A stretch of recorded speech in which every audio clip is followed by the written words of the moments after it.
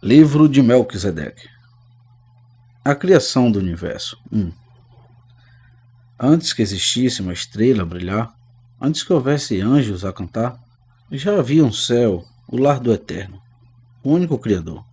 Perfeito em sabedoria, amor e glória, viveu o Eterno uma eternidade, antes de concretizar o seu lindo sonho na criação do universo. Os incontáveis seres que compõem a criação foram todos idealizados com muito carinho. Desde o íntimo átomo às gigantescas galáxias, tudo mereceu sua suprema atenção. Movendo-se com majestade, iniciou sua obra de criação. Suas mãos moldaram primeiramente um mundo de luz, e sobre ele uma montanha fulgurante sobre a qual estaria para sempre firmado o trono do universo. Ao monte sagrado Elohim denominou Sião. Da base do trono, o Eterno fez jorrar um rio cristalino para representar a vida que dele fluiria para todas as criaturas. Como sala do trono, criou um lindo paraíso que se estendia por centenas de quilômetros ao redor do Monte Sião. Ao paraíso denominou Éden.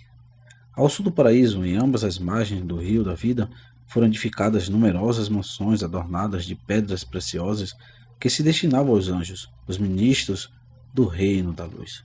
Circundando Éden e as mansões angelicais, construiu o Criador uma muralha de jaspe luzente, ao longo da qual podiam ser vistos grandes portais de pérolas. Com alegria, o Eterno contemplou a capital sonhada.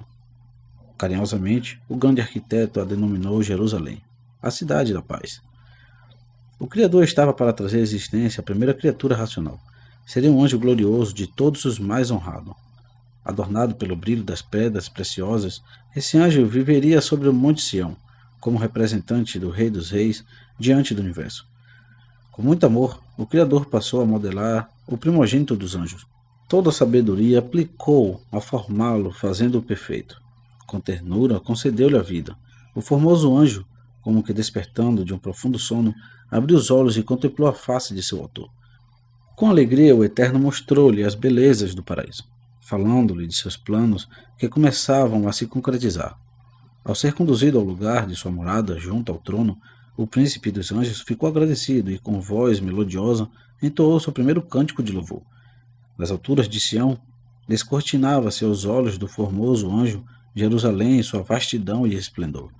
O rio da vida, ao deslizar sereno em meio à cidade, assemelhava-se a uma larga avenida, espalhando as belezas do jardim do Éden e das mansões angelicais. Envolvendo o primogênito dos anjos com seu manto de luz, o Eterno passou a falar-lhe dos princípios que haveriam de reger o reino universal. Leis físicas e morais deveriam ser respeitadas em toda a extensão do governo divino. As leis morais resumiam-se em 2 princípios básicos: amar ao Criador sobre todas as coisas e viver na fraternidade com todas as criaturas. Cada criatura racional deveria ser um casal por meio do qual o Eterno pudesse jorrar aos outros vida e luz. Dessa forma, o universo cresceria em harmonia, felicidade e paz. Depois de revelar ao formoso anjo as leis do seu governo, o Criador confiou-lhe uma missão de grande responsabilidade. Seria o protetor daquelas leis, devendo honrá-las e revelá-las ao universo prestes a ser criado. Com o coração transbordante de amor ao Criador e aos semelhantes, caber-lhes-ia ser um modelo de perfeição. Seria Lúcifer, o portador da luz, o príncipe dos anjos. Agradecido por tudo, prostou-se ante o amoroso rei, prometendo-lhe eterna fidelidade. O Criador continuou sua obra de criação, trazendo à existência inumeráveis hostes de anjos, os ministros do reino da luz. A cidade santa ficou povoada por essas criaturas radiantes que, felizes e gratas, uniam as vozes em belíssimos cânticos de louvor ao Criador.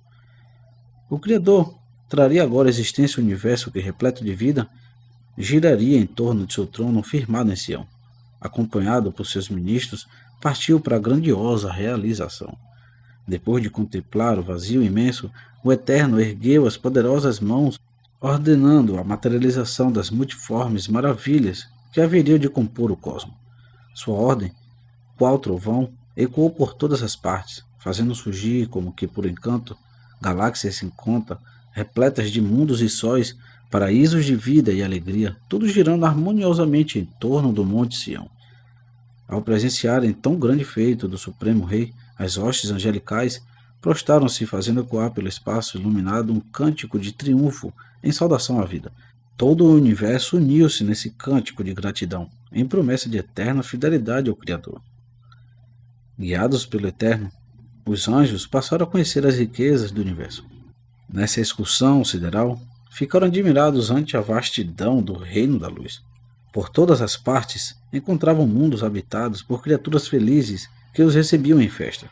Os anjos saudavam-nos com cânticos que falavam das boas novas daquele reino de paz. Tão preciosa como a vida, a liberdade de escolha através da qual as criaturas poderiam demonstrar seu amor ao Criador, exigia um teste de fidelidade. Com o propósito de revelá-lo, o Criador conduziu as hostes por entre os espaços iluminados, até se aproximarem de um abismo de trevas que constatava com o imenso brilho das galáxias. Ao longe, esse abismo revelara-se insignificante aos olhos dos anjos, como um pontinho sem luz, mas à medida de sua aproximação, mostrou-se em sua enormidade. O Criador, que a cada passo revelava aos anjos os mistérios de seu reino, ficou ali silencioso, como que guardando para si um segredo. As trevas daquele abismo consistiam no teste da fidelidade.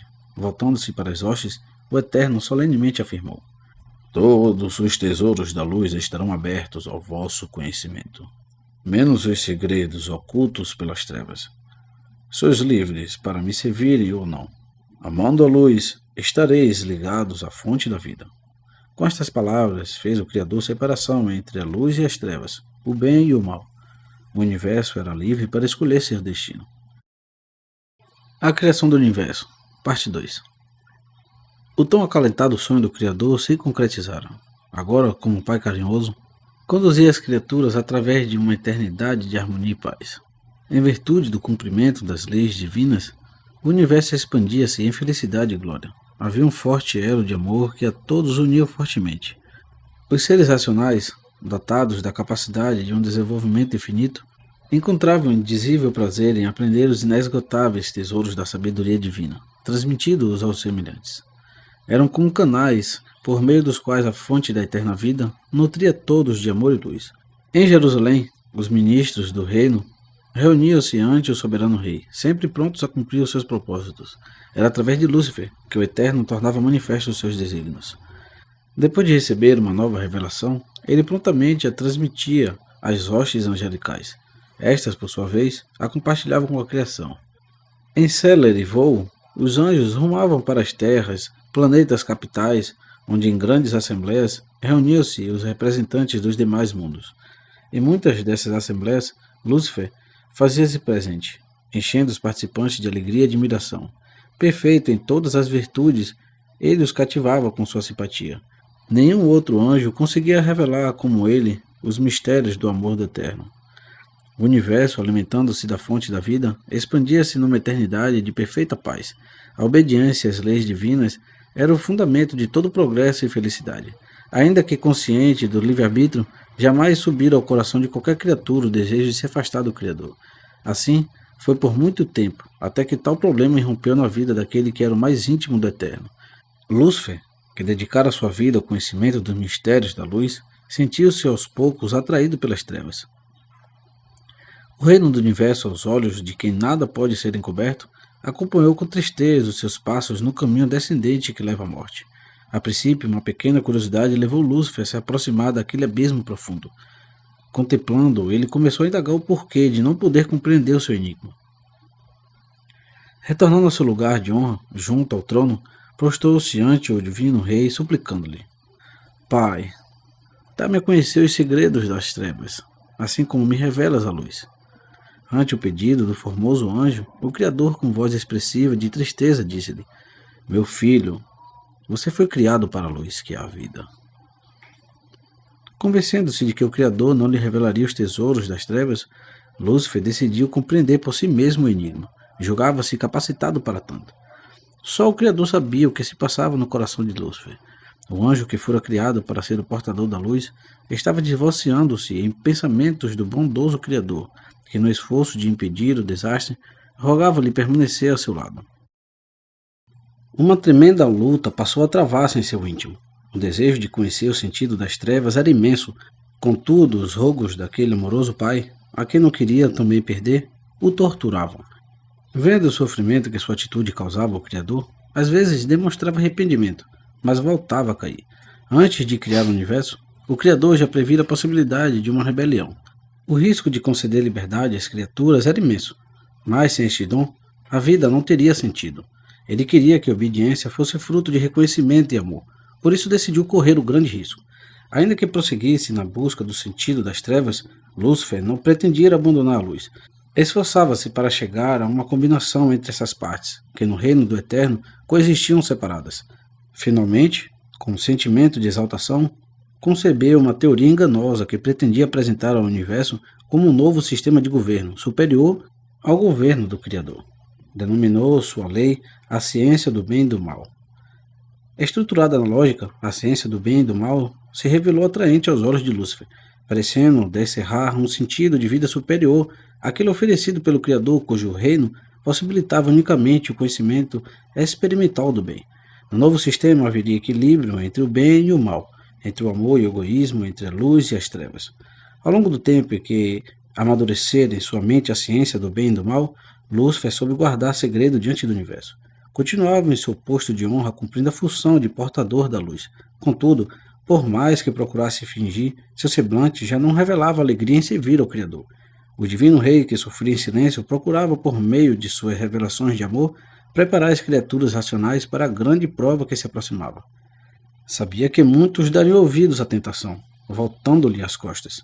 A noite da provação faria sobressair, contudo, os verdadeiros fiéis, aqueles que serviam ao Criador não por interesse, mas por amor. Ao ver que a hora da prova chegara e que Lúcifer estava pronto para atraí-lo diante do universo, o Criador, que jamais cessara de revelar os tesouros de sua sabedoria, tornou-se silencioso e contemplativo. O silêncio fez reviver no coração das hostes a lembrança daquela primeira excursão sideral, quando, depois de lhes mostrar as riquezas do reino da luz, o Criador tornou-se silencioso ante aquele abismo. Lembraram-se os anjos de suas palavras: todos os tesouros da luz estarão abertos ao vosso conhecimento, menos os segredos ocultos pelas trevas. Sois livres para me servirem ou não.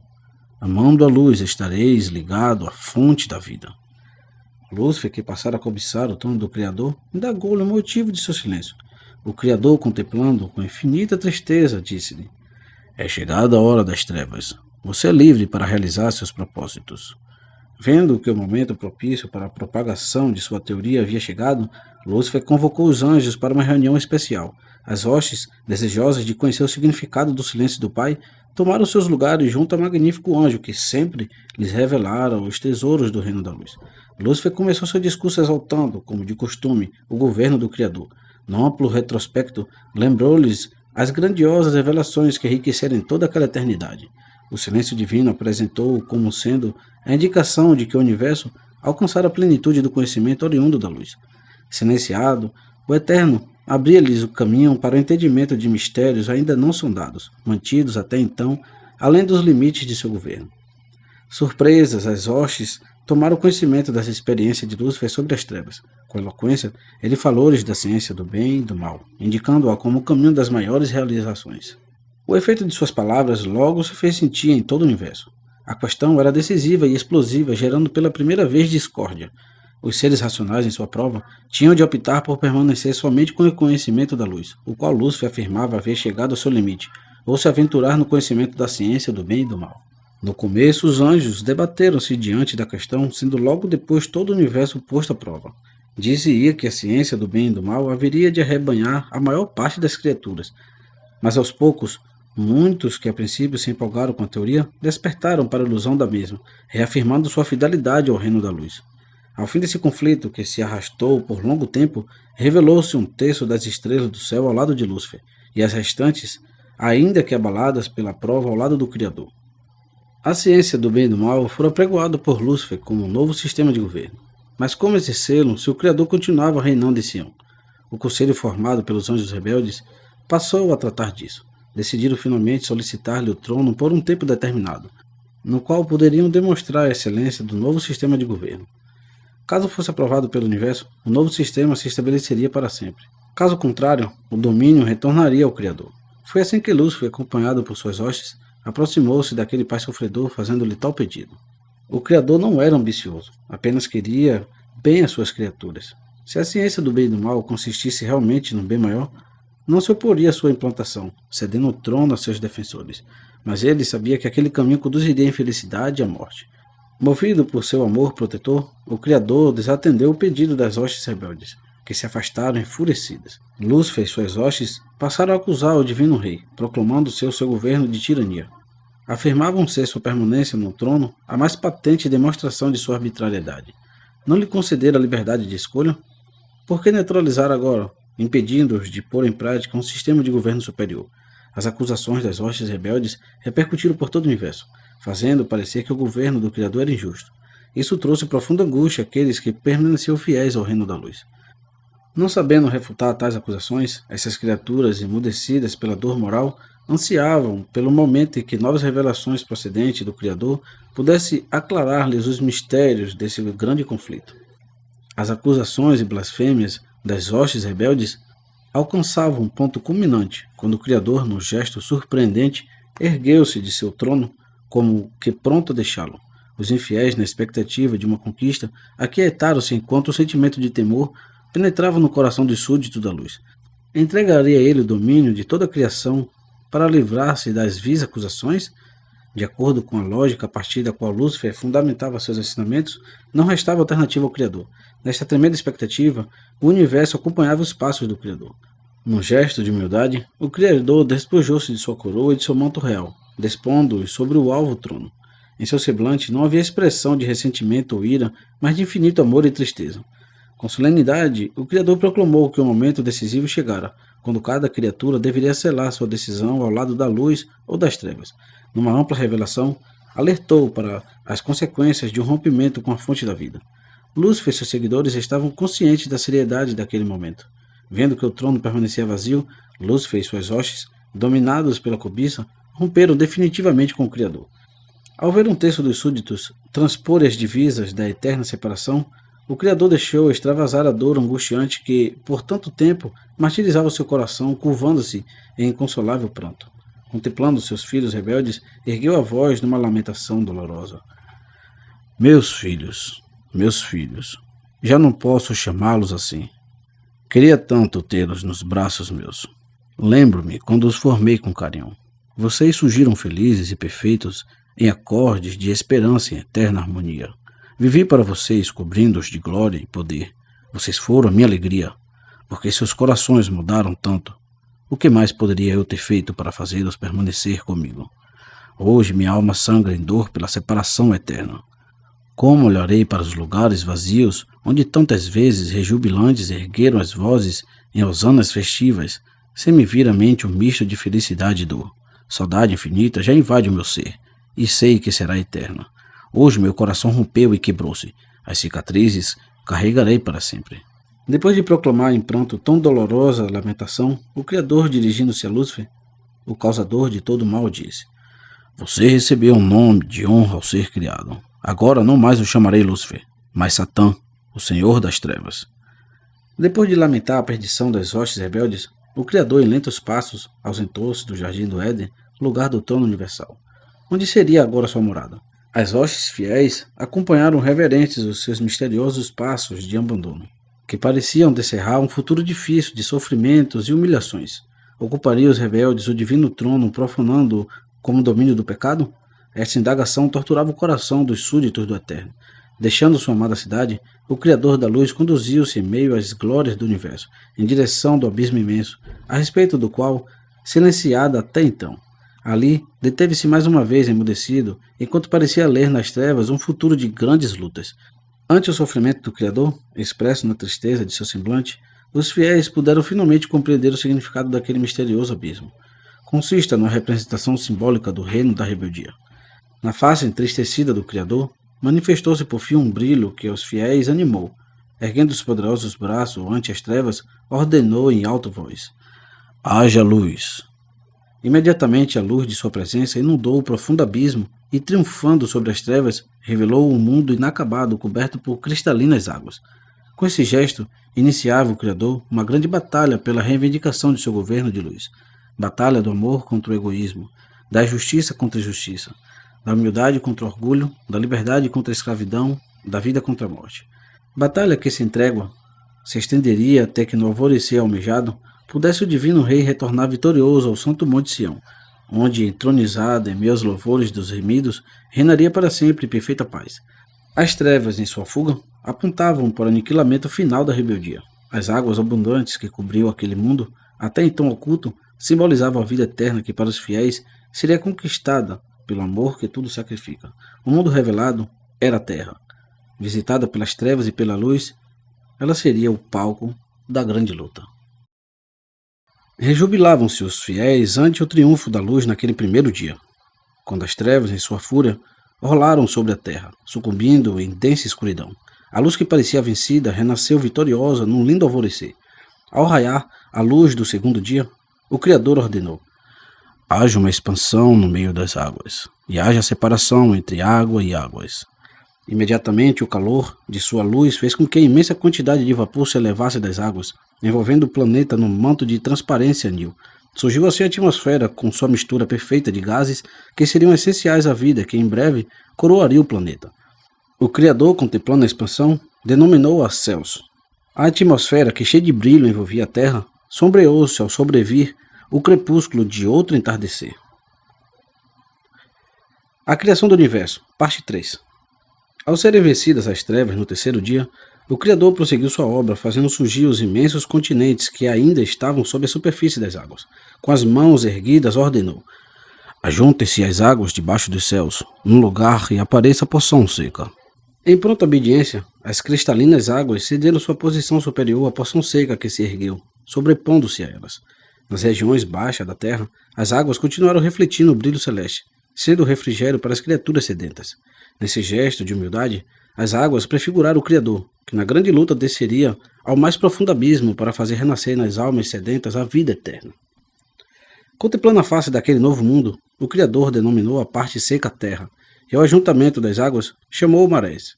Com sua poderosa voz prosseguiu ordenando: produza a terra erva verde, erva que dê semente, árvore frutífera que dê fruto, segundo a sua espécie, cuja semente esteja nela sobre a terra.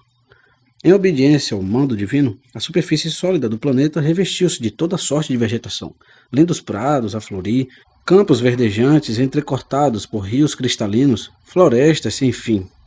Enquanto com admiração as hostes contemplavam as belezas daquela criação, surpreenderam-se ao reconhecer sobre o novo planeta o Jardim do Éden, lugar do trono divino. O Criador, pelo poder de sua palavra, o havia transferido para o seio daquele mundo especial, onde em justiça seria confirmado o governo do universo. Contemplando sua obra, o Criador com felicidade exclamou: eis que tudo é muito bom. As hostes fiéis agora podiam compreender melhor a importância da luz divinal. Sua ausência havia ofuscado naquela noite as belezas de Sião. Nesse novo dia o Criador expressaria o seu grande poder, dando à terra luminares que a encheriam de luz e calor. Esses luminares permaneceriam para sempre como símbolos da presença espiritual do Criador, que é a fonte de toda a luz.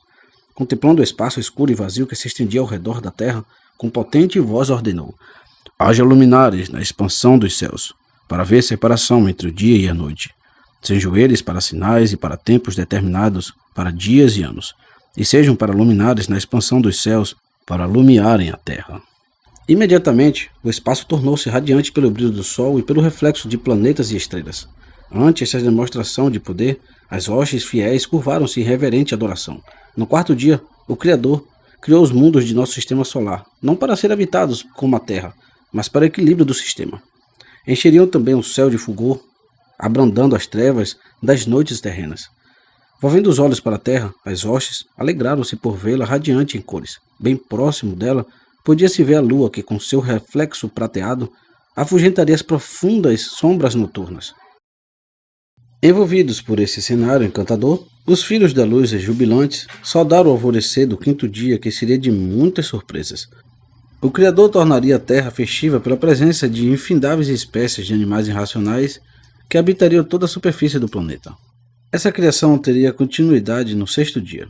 Erguendo as poderosas mãos, o Criador, olhando primeiramente para as cristalinas águas, ordenou: produzam as águas abundantemente répteis de alma vivente.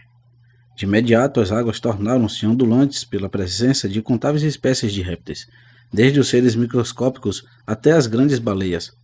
Todos surgiram em completa harmonia, refletindo em sua natureza o amor do Criador.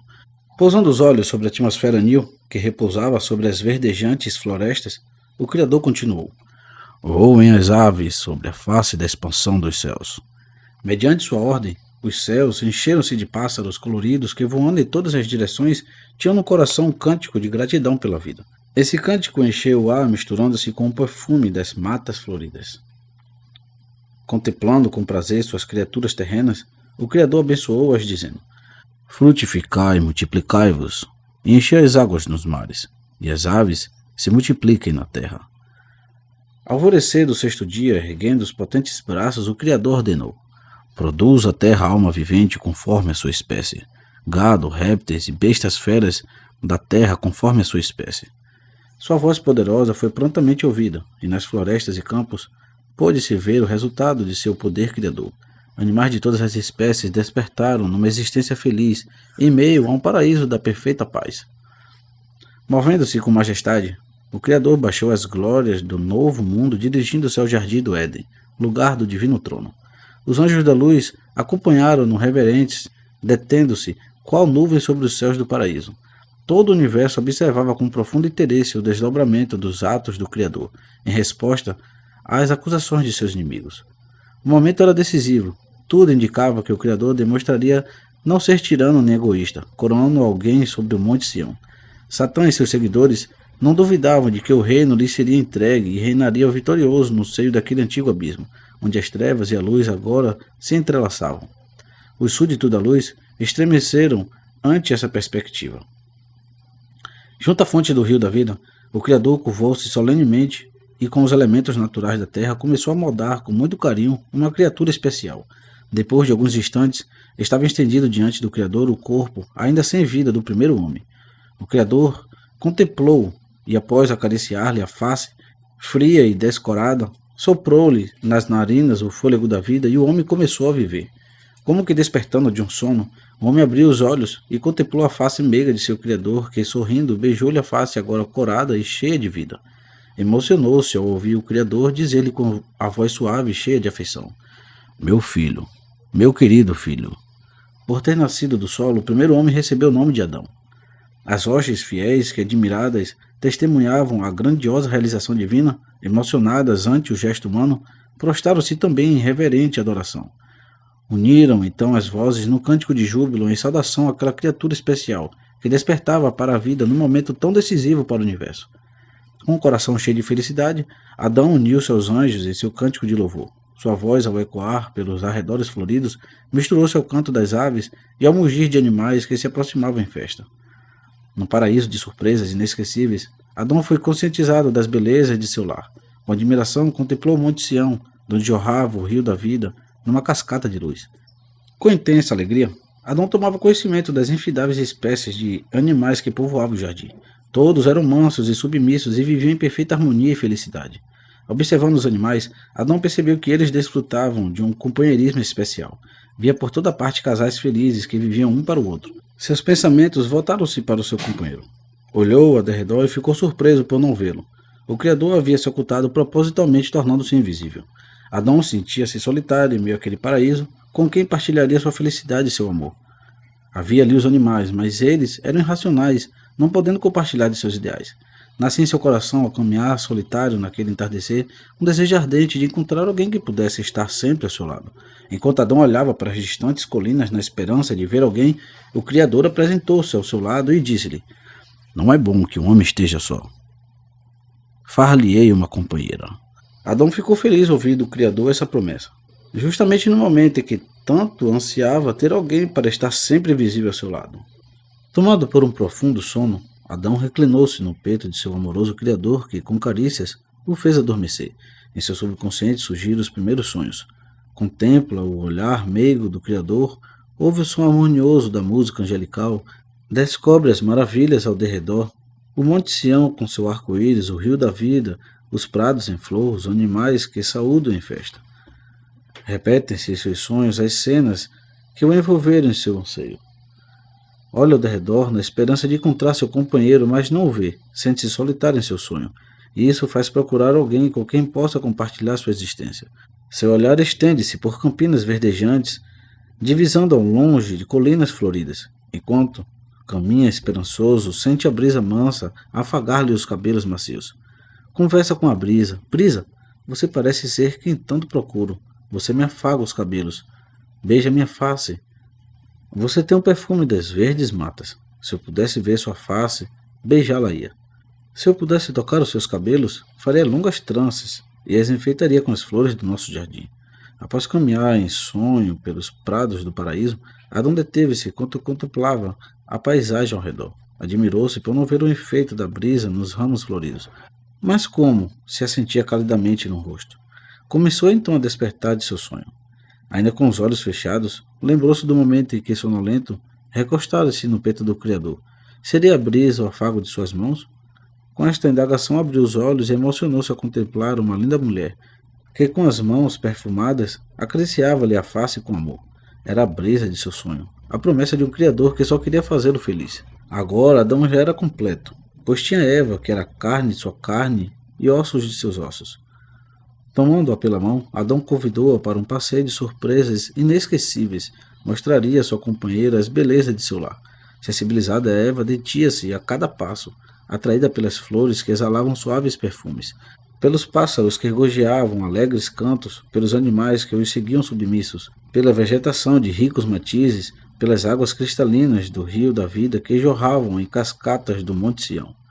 Tudo no paraíso era perfeito e belo, mas nada se igualava ao ser humano criado à imagem do Criador. Voltaram-se um para o outro em admiração e carícias. Embalados por esse amor, permaneceram até o entardecer.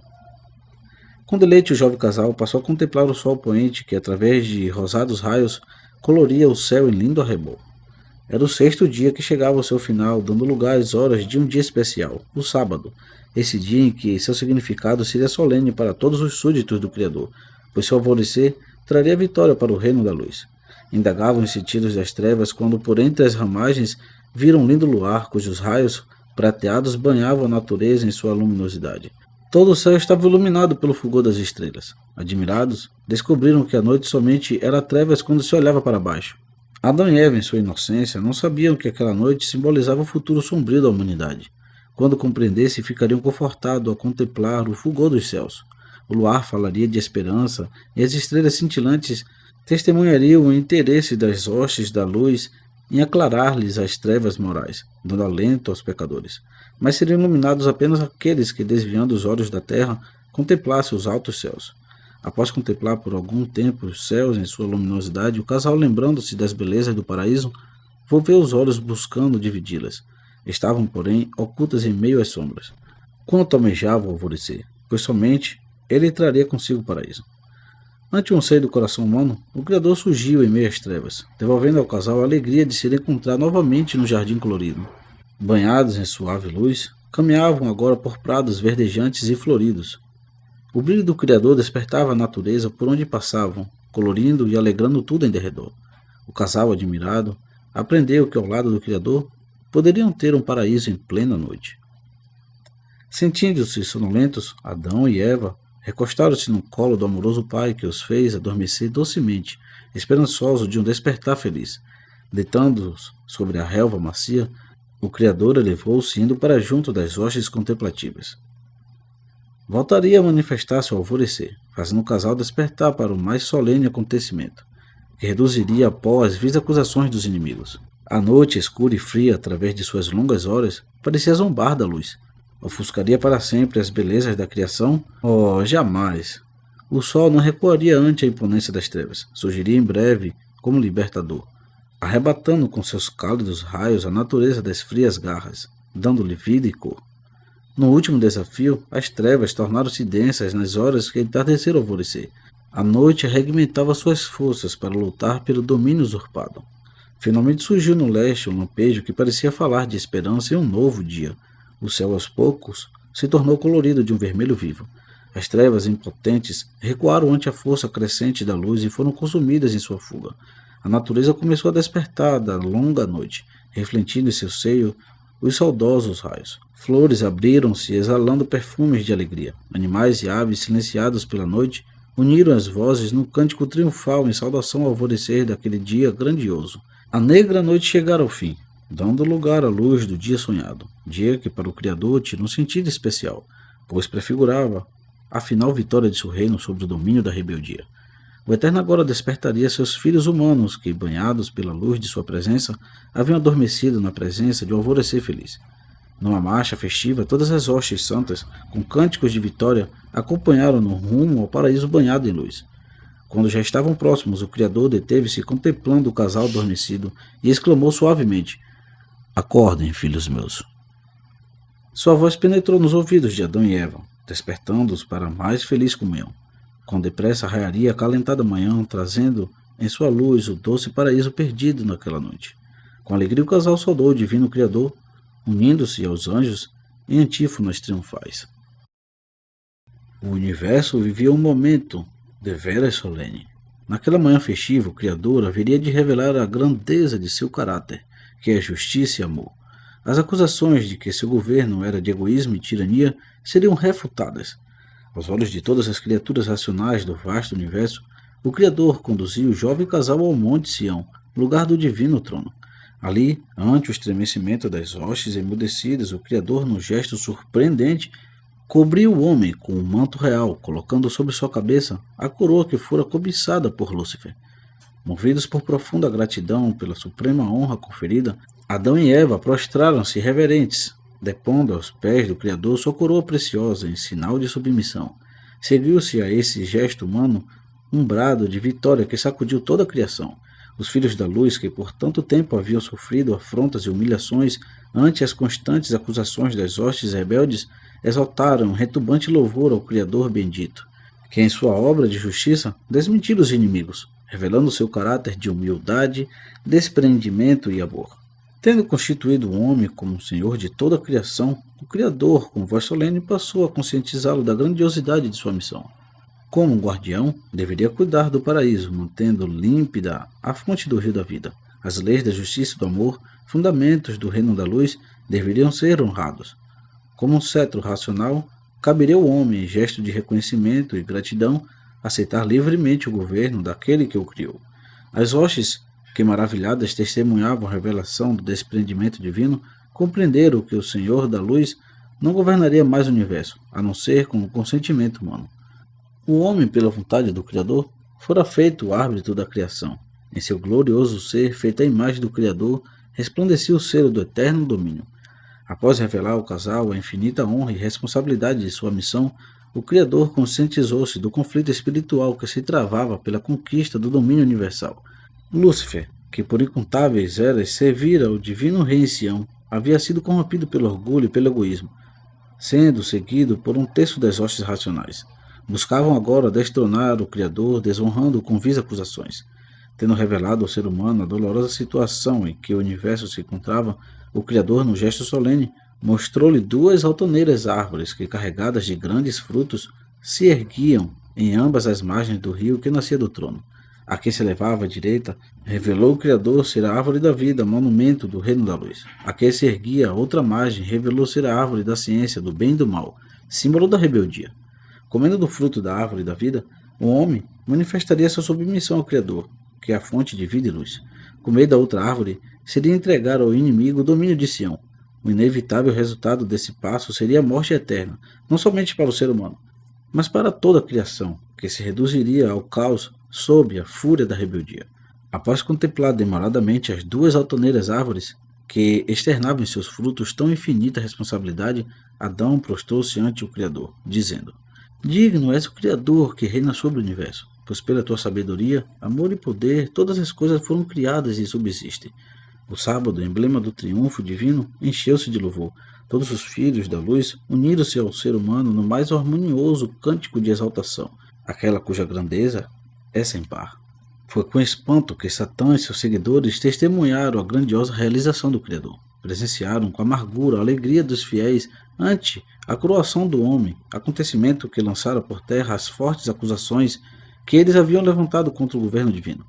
Cheios de frustração e ira, consideravam agora sua triste condição. Quão terrível e humilhante era-lhes o pensamento de verem seus planos de rebeldia desfazerem-se diante do Criador, semelhante às sombras daquela noite. Se pudessem, pensavam, encheriam o sábado de trevas, banindo da mente dos súditos do Criador qualquer esperança de vitória. Finalmente, em suas considerações, Satã e seus liderados compreenderam que lhes restava uma oportunidade. No meio do jardim do Éden, nas alturas de Sião, elevava-se junto ao rio da vida a árvore da ciência do bem e do mal. Bastaria um gesto humano e nada mais, e teriam sob seu poder, para sempre o domínio cobiçado. Mas como seduzi-lo? Animado ante a perspectiva de uma conquista, Satã procurou com engenhosidade arquitetar um plano de abordagem. Sabia que se falhasse em sua tentativa, todas as esperanças de triunfo ter-se-iam diluído, desfazendo-se todos os seus sonhos de aventura. Concluiu que o engano haveria de ser sua poderosa arma. Não fora através dele que conseguira dominar um terço das hostes celestes, aguardaria, portanto, o momento propício para armar sua cilada.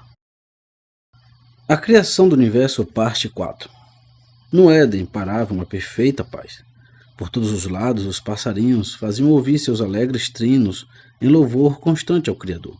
Toda a natureza a florir parecia proclamar um reino de eterna alegria. Os animais sempre submissos ao homem, o senhor daquele paraíso encantador. Tudo era felicidade para o casal. Mas esta tornava-se mais intensa na viração daqueles dias primaveris. O arrebol, que com sua beleza coloria o céu prenunciando as escuras noites, anunciava-lhes também um momento da visita diária do Criador. Juntos, sob a luz de sua presença, passavam um longo tempo em conversação. Com ânimo, o casal contava ao Criador as surpreendentes maravilhas que iam descobrindo a cada dia na natureza. O Criador, com carinho, descerrava-lhes o significado de cada ser. Como ele fora bom, trazendo-os à existência e concedendo-lhes um lar tão cheio de delícias. Ao despertarem para as alegrias de cada dia, viam-lhes a lembrança, as carícias e o doce canto do Eterno, que os fazia adormecer todas as noites. A vida de Adão e Eva no Éden não era de ociosidade. A eles foi recomendado o cuidado do jardim. Sua ocupação não era cansativa, ao contrário, era agradável e revigorante. O Criador indicara o trabalho como uma fonte de benefícios para o homem, a fim de ocupar-lhe a mente e fortalecer-lhe o corpo, desenvolvendo-lhe todas as faculdades. Na atividade mental e física, o homem encontrava um elevado prazer. Era comum ao jovem casal receber visitas de seres celestes. Aos visitantes sempre tinham novidades a relatar e perguntas a fazer. Passavam um longo tempo ouvindo deles sobre as maravilhas do reino de luz. Através desses visitantes, Adão e Eva passaram a ter amplo conhecimento da rebelião de Lúcifer e de suas eternas consequências. Aos visitantes, Adão e Eva sempre pediam que lhe ensinassem os harmoniosos cânticos celestiais, como se deleitavam ao unirem as vozes ao coro angelical. Em sua onisciência, o Criador tinha conhecimento do terrível intento do inimigo. Convocando as suas hostes principais, revelou-lhes com pesar o iminente perigo que parava sobre o universo. Satã haveria de armar uma cilada, a fim de levar o homem a comer da árvore da ciência do bem e do mal. Ante essa revelação, os filhos da luz ficaram temerosos, pois conheciam a tremenda facilidade de Satã em enlaçar criaturas inocentes e atirá-las em suas malhas de morte. No solene concílio, sem autorização do Criador, decidiram enviar com urgência mensageiros para advertirem o homem do grande perigo. 2 poderosos anjos foram encarregados dessa decisiva missão. Imediatamente os mensageiros comissionados irromperam pelos portais de Jerusalém, alcançando o seio do espaço infinito. Em instantes, transpuseram imensidões, cruzando todo o universo. Podiam agora divisar a pouca distância o jardim do Éden, onde o destino do universo estava para ser decidido. Adão e Eva viram então no límpido céu o sinal da aproximação dos visitantes celestes e a eles ergueram os braços numa alegre saudação. Adão e Eva admiraram-se, porém, por não verem no semblante deles a mesma alegria. Os visitantes traziam na face uma expressão de anseio que eles não podiam entender. Tentaram mudar-lhes a triste feição, contando-lhes as novas descobertas feitas no paraíso. Os mensageiros, todavia, não tendo tempo disponível como outrora, interromperam-nos com palavras de advertência.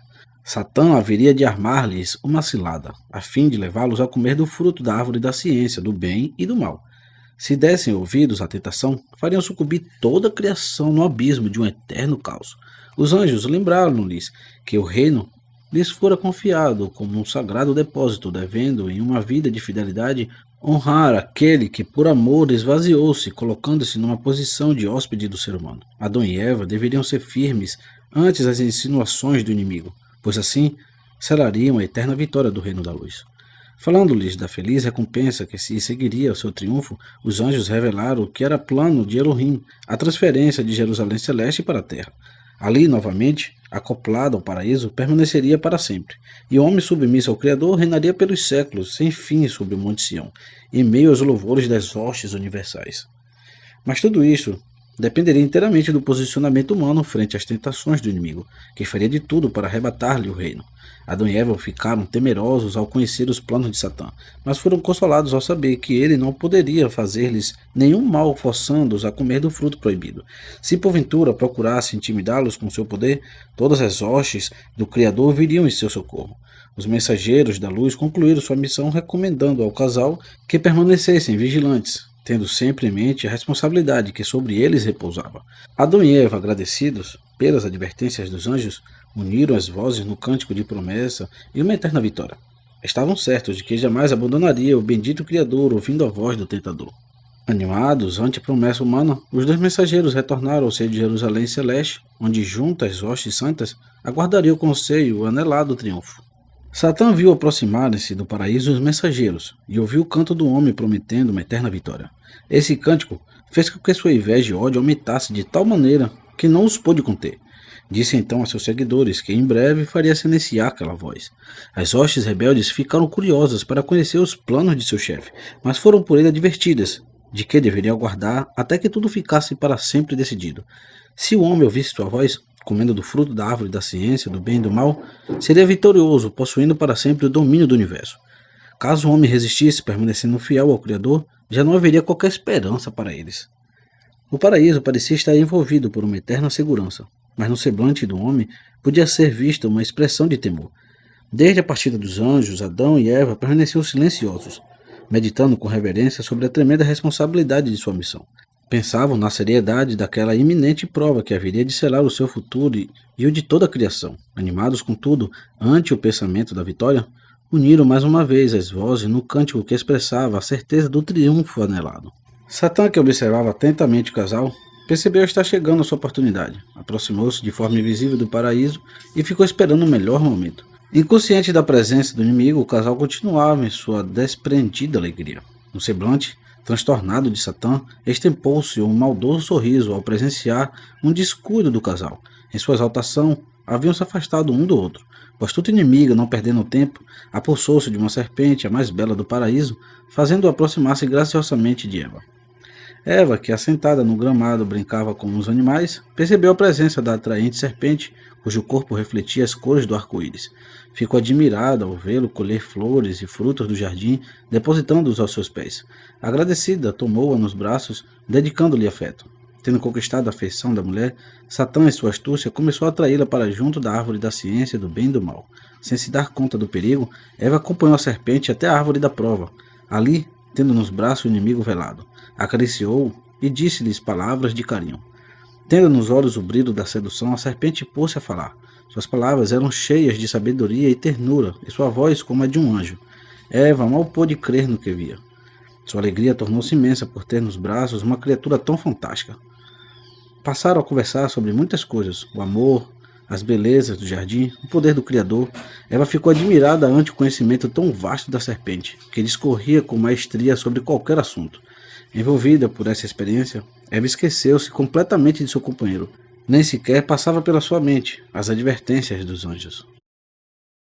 Subitamente o coração de Adão pulsou forte por não ver Eva ao seu lado. Ergueu então a voz no grito ansioso. Sua voz ecoou pelo paraíso, contudo não trouxe consigo uma resposta. O silêncio quase o sufocou. Em sua aflição, pôs-se a correr de um lado para o outro, procurando-a em vão. Nessa ansiosa busca, sentiu a brisa afagar-lhe os cabelos e recordou seu primeiro sonho. Essa lembrança, no entanto, desfez-se ante o pensamento do perigo que os ameaçava. Com a mente tomada por um grande senso de culpa, Adão apressou o passo na aflitiva procura. Onde estaria sua amada? Mais uma vez ergueu a voz no grito ansioso que repercutiu por todo o jardim. Eva! Onde você está? Aguardou uma resposta, mas ouviu somente o eco vazio que o desesperou. Lembrou-se da árvore da ciência do bem e do mal. Ali era o único lugar que não fora procurado. Com a serpente em seus braços, Eva interrogou a respeito de muita coisa. Maravilhou-se ao perceber que a serpente a sobrepujava grandemente em conhecimento.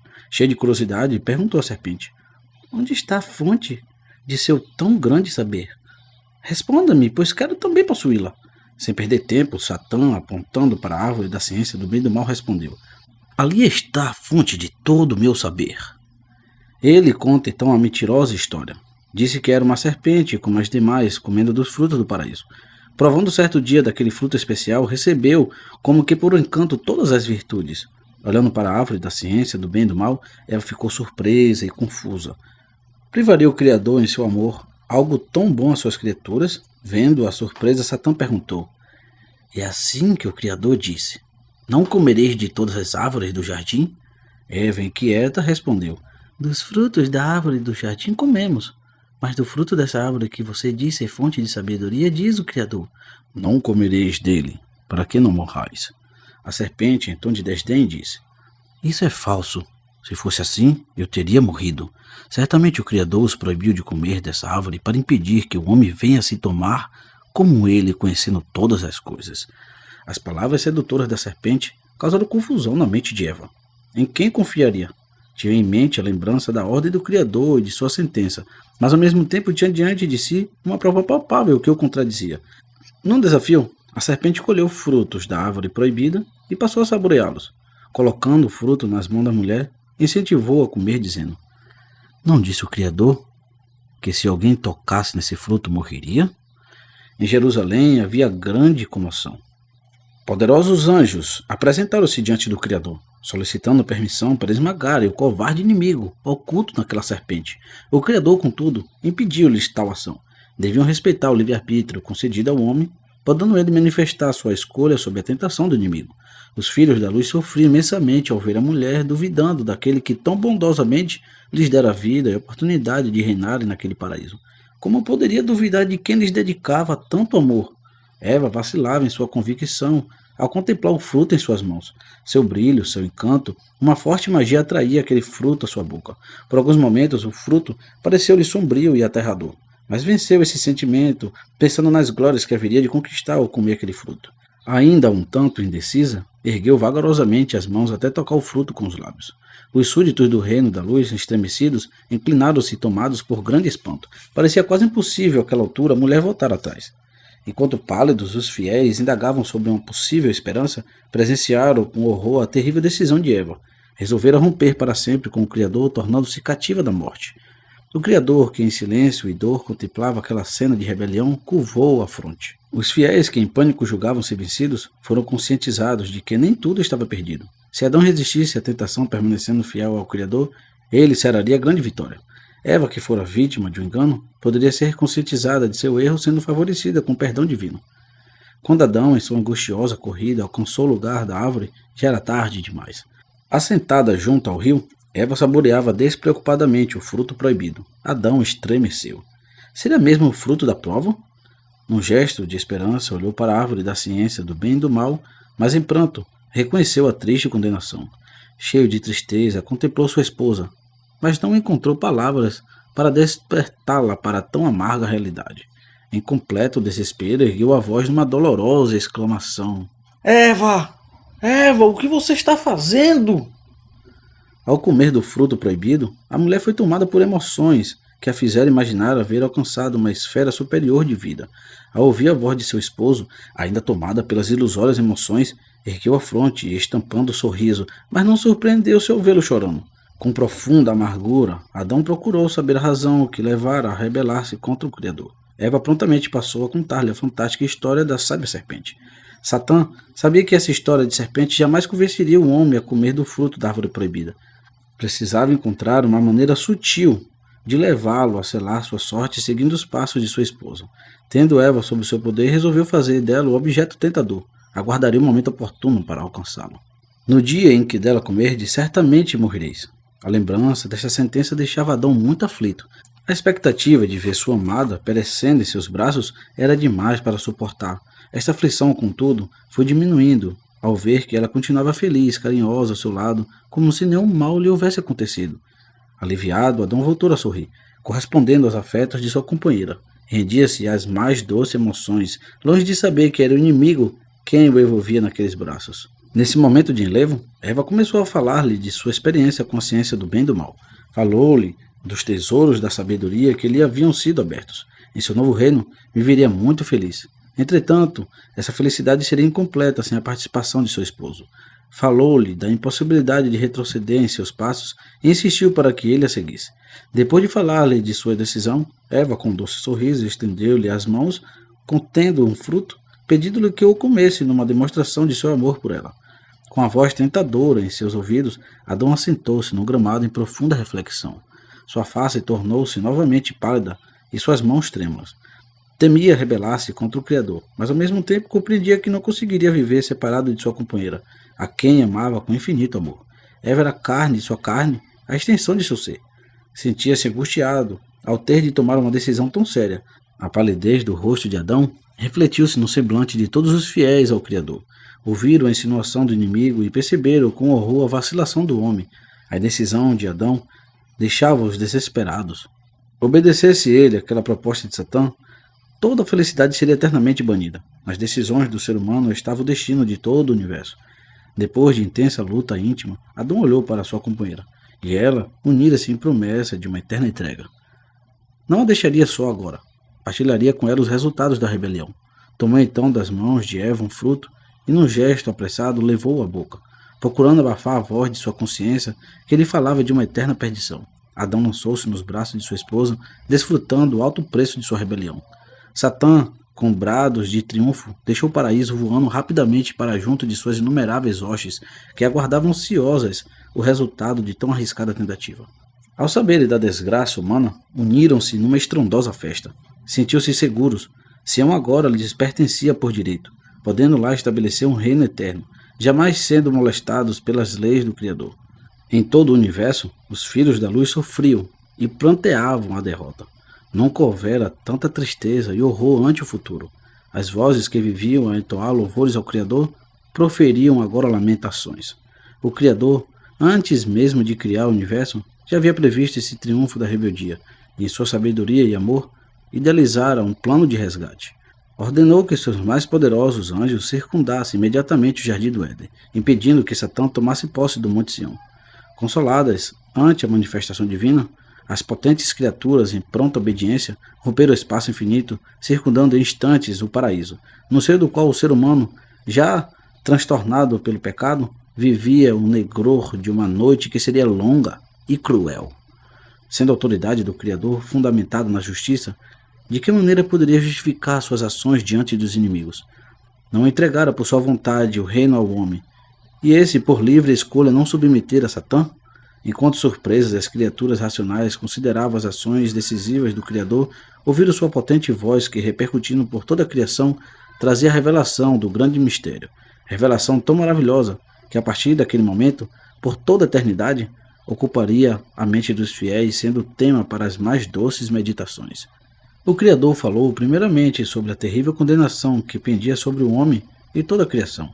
Disse que, ao se desligar da fonte da vida, o homem havia se precipitado em tão profundo abismo que não poderia ser alcançado pelo seu braço de justiça e poder. Humilhado e torturado pelas garras do inimigo, não restava ao homem outra sorte além da morte, fruto doloroso de sua espontânea rebelião.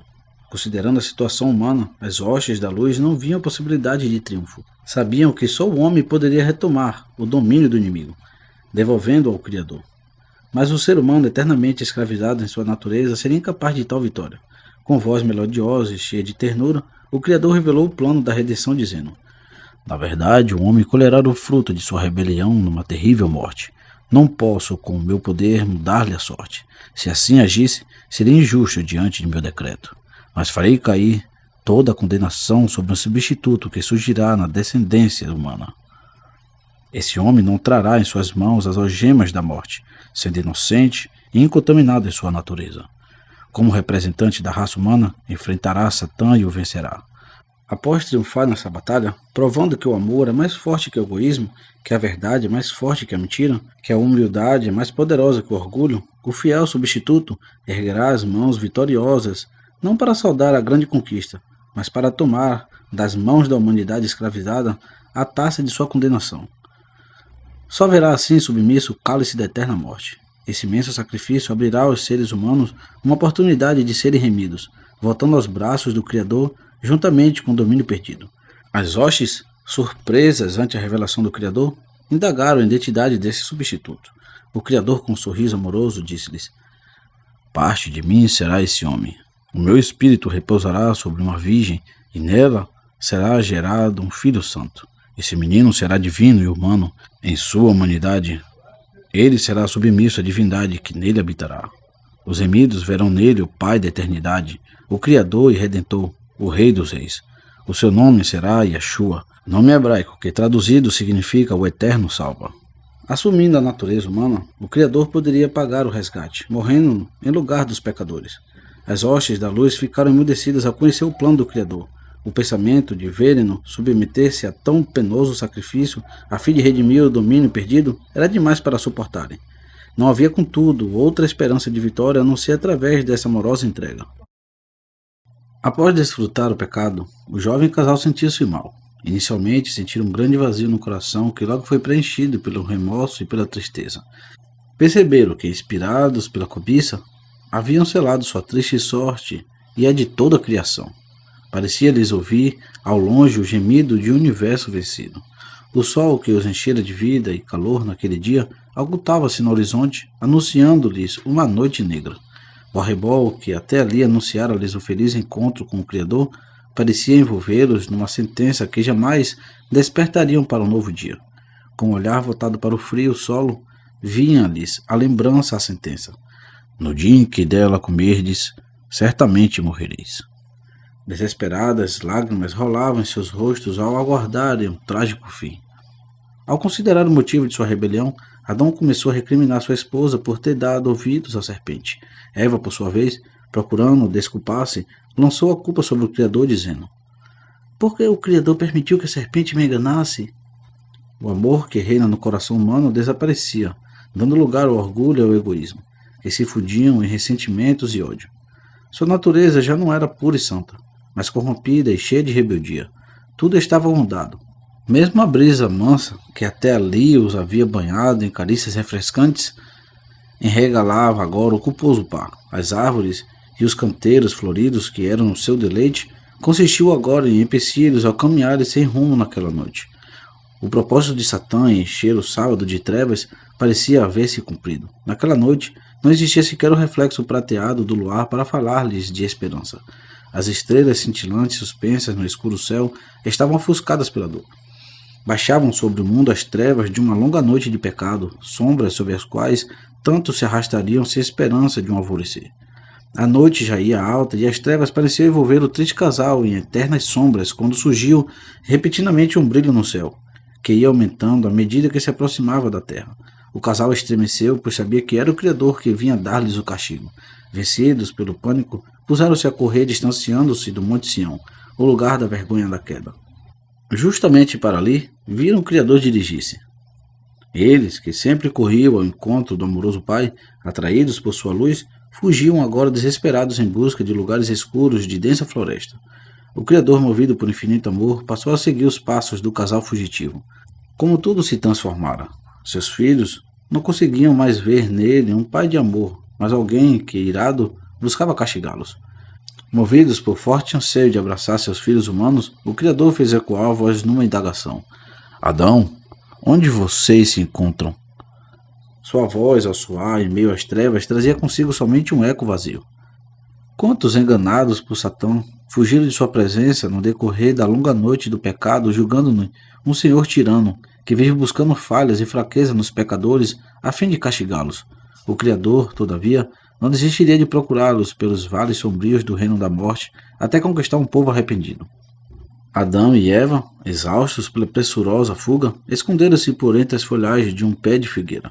Reconhecendo sua nudez, procuraram fazer aventais cosendo aquelas folhas. Vestidos assim, julgaram poder livrar-se do sentimento de vergonha ante o Criador. O Criador, aproximando-se do local onde o casal se escondia, perguntou: "Adão, onde estão vocês?" Não podendo mais se ocultar do Criador, Adão ergueu-se juntamente com sua companheira e, cabisbaixos, apresentaram-se ao Criador, prostrando-se trêmulos a seus pés. Não conseguiram encará-lo mais, devido ao senso de culpa. O Criador carinhosamente tomou-os pelas mãos, erguendo-os do chão e, com expressão de tristeza no semblante, perguntou-lhes: "Por que vocês fugiram de mim? Acaso comeram do fruto da árvore da ciência do bem e do mal?" Adão, todo trêmulo, com voz entrecortada de temor, respondeu: "A mulher que me deste por companheira, ela deu-me o fruto e eu comi." Com esta resposta, Adão procurava desculpar-se, lançando a culpa sobre sua companheira. Voltando-se para Eva, o Criador indagou-lhe: Por que você fez isso? Eva prontamente respondeu-lhe: aquela serpente me enganou e eu comi. Ambos não queriam reconhecer a culpa, lançando-a sobre o outro. Em suma, atribuíam ao Criador a responsabilidade por todo o mal praticado. Por que concederam-lhes o livre-arbítrio? Por que criaram a mulher? Por que criaram a serpente? O Criador observava seus filhos, que, tímidos e desconcertados, permaneciam diante de si. Com profunda tristeza, ele previu que essa seria a experiência de incontáveis seres humanos no decorrer da história. Quantos haveria de se perder por não reconhecerem a própria culpa? Quantos procurariam justificar-se lançando seus erros sobre os outros e até mesmo sobre o Criador? Com palavras brandas, o Criador procurou fazê-los reconhecer sua culpa. Somente reconhecendo sua necessidade poderiam ser ajudados. Olhando para as frágeis vestes tecidas por mãos pecadoras, disse ao casal: filhos, essas vestes são insuficientes, logo secando se desfarão. Vocês precisam de vestes duradouras, que possam cobrir vossa nudez, livrando-vos da condenação. Se vocês quiserem, eu posso dar-lhes esta veste. Ante as palavras bondosas do Criador que traziam esperança, o casal prostrou-se arrependido, despindo-se de suas ilusórias vestes, símbolos de seu fracasso. Almejavam agora as vestes da salvação, prometidas pelo Divino Pai. A criação do universo. Parte 5. Depois de contemplar seus filhos, que arrependidos jaziam a seus pés, o Criador tomou-os carinhosamente pelas mãos e os levantou. Alegrava-se em poder revelar ao homem caído o plano da redenção. O Criador passou a descarregar-lhes primeiramente os amargos resultados de sua queda, dizendo: filhos, vocês selaram o destino de toda a criação nas garras da morte. A desarmonia já permeia a natureza, procurando destruir nela todas as virtudes. O abismo no qual vocês emergiram pela desobediência é por demais profundo para que possam ser alcançados pelo meu poderoso braço. Assim, desligado da fonte da vida, não resta mais ao ser humano outra sorte além da morte. Depois de proferir estas palavras, que revelavam uma triste sorte, o Criador convidou o casal a segui-lo. Cabisbaixos, Adão e Eva, em pranto, seguiram o Criador em seus passos de justiça, que encaminhavam-nos ao lugar da vergonhosa queda, onde supunham encontrar o doloroso fim. Enquanto caminhavam, contemplavam através das lágrimas as belezas adormecidas banhadas pela luz de ar. Viam os inocentes animais que não tinham consciência da grande dor. Subitamente, o casal se deteve, vencido por intenso pranto. Seus vacilantes passos o haviam levado para junto de um cordeiro, o animalzinho mais querido. Seus olhos de meiguice haveria também de se apagar. Enxugando-lhes as lágrimas, o Criador ordenou-lhe tomar nos braços o inocente cordeiro. Envolvendo-o junto ao peito, acompanharam silenciosamente os passos do Criador, até alcançarem o topo do Monte Sião, lugar da vergonhosa queda. Contemplando ali os restos dos rubros frutos, com ímpeto lhes veio à mente a lembrança da sentença divina. No dia em que dela comerdes, certamente morrereis. O terrível momento chegara. O homem culpado deveria sorver o amargo cálice da morte, sucumbindo sem esperança. Consciente de sua perdição, o casal percebeu com horror que as mãos que os trouxeram para a vida empunhavam agora um cutelo pontiagudo de pedra. Trêmulos, prostraram-se e esperaram pelo cumprimento da justa sentença. Enquanto, emudecidos pelo medo, Adão e Eva aguardavam o golpe que os reduziria a pó, sentiram o toque macio das mãos divinas que os erguiam para uma nova vida. A condenação, contudo, haveria de recair sobre um substituto. Colocando nas mãos de Adão o cutelo, o Criador lhe disse: o cordeiro morrerá em lugar de vocês. Adão deveria sacrificá-lo. Assustado entre a ordem de o casal, em pranto, pôs-se a clamar: Criador, o cordeirinho não, ele é inocente. Com expressão de justiça, o Criador acrescentou: se ele não morrer, vocês não poderão ter as vestes das quais falei. Ante a insistência do Criador, Adão, todo trêmulo, num esforço doloroso, cravou no peito do cordeirinho aquela aguda pedra. O golpe foi fatal, e o animalzinho, vertendo seu precioso sangue, mergulhou nas trevas de uma noite sem fim. Contemplando o cordeirinho inerte sobre a relva ensanguentada, o casal ergueu a voz e chorou. Começava a compreender a enormidade de sua tragédia. Que terrível era a morte! Ela, em seu poder, apagara toda a luz dos olhos do inocente animal. Inclinando-se silenciosamente sobre o corpo inerte do cordeiro, o Criador tirou-lhe a pele revestida de branca lã e com ela fez túnicas para cobrir a nudez do casal. Após vesti-los, perguntou-lhes com carinho: vocês entenderam o sentido de tudo isto? Em profunda reflexão, por entre os soluços de reconhecimento e gratidão, o casal exclamou: Ele morreu em nosso lugar para dar-nos suas vestes. Adão e Eva, embora compreendessem aquela realidade física, estavam longe de entender o significado daquele acontecimento. A eles, o Criador revelaria o mistério do divino amor.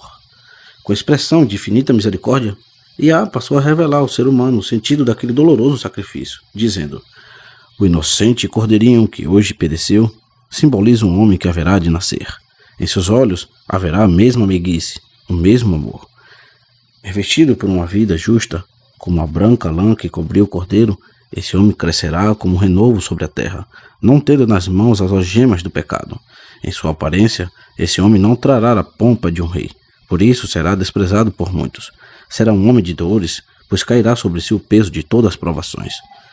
Em sua fidelidade ao reino da luz, esse homem lutará contra o inimigo usurpador, vencendo finalmente.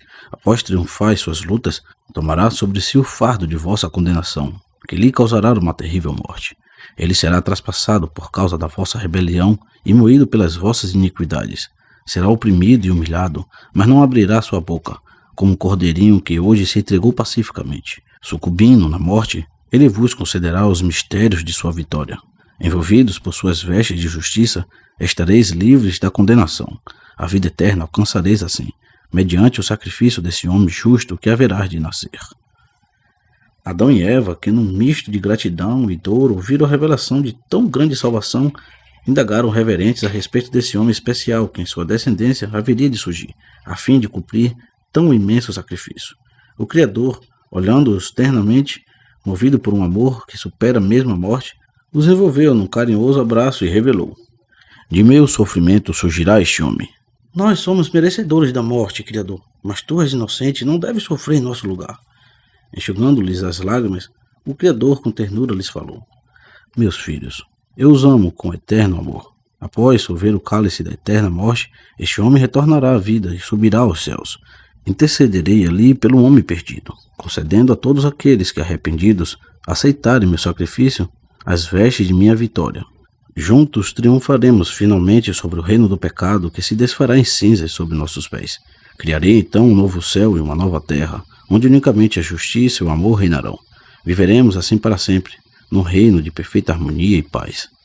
O Criador, que acompanhado pelo casal permanecia ainda sobre o Monte Sião, concluiu suas revelações dizendo: O jardim do Éden ficará agora vazio.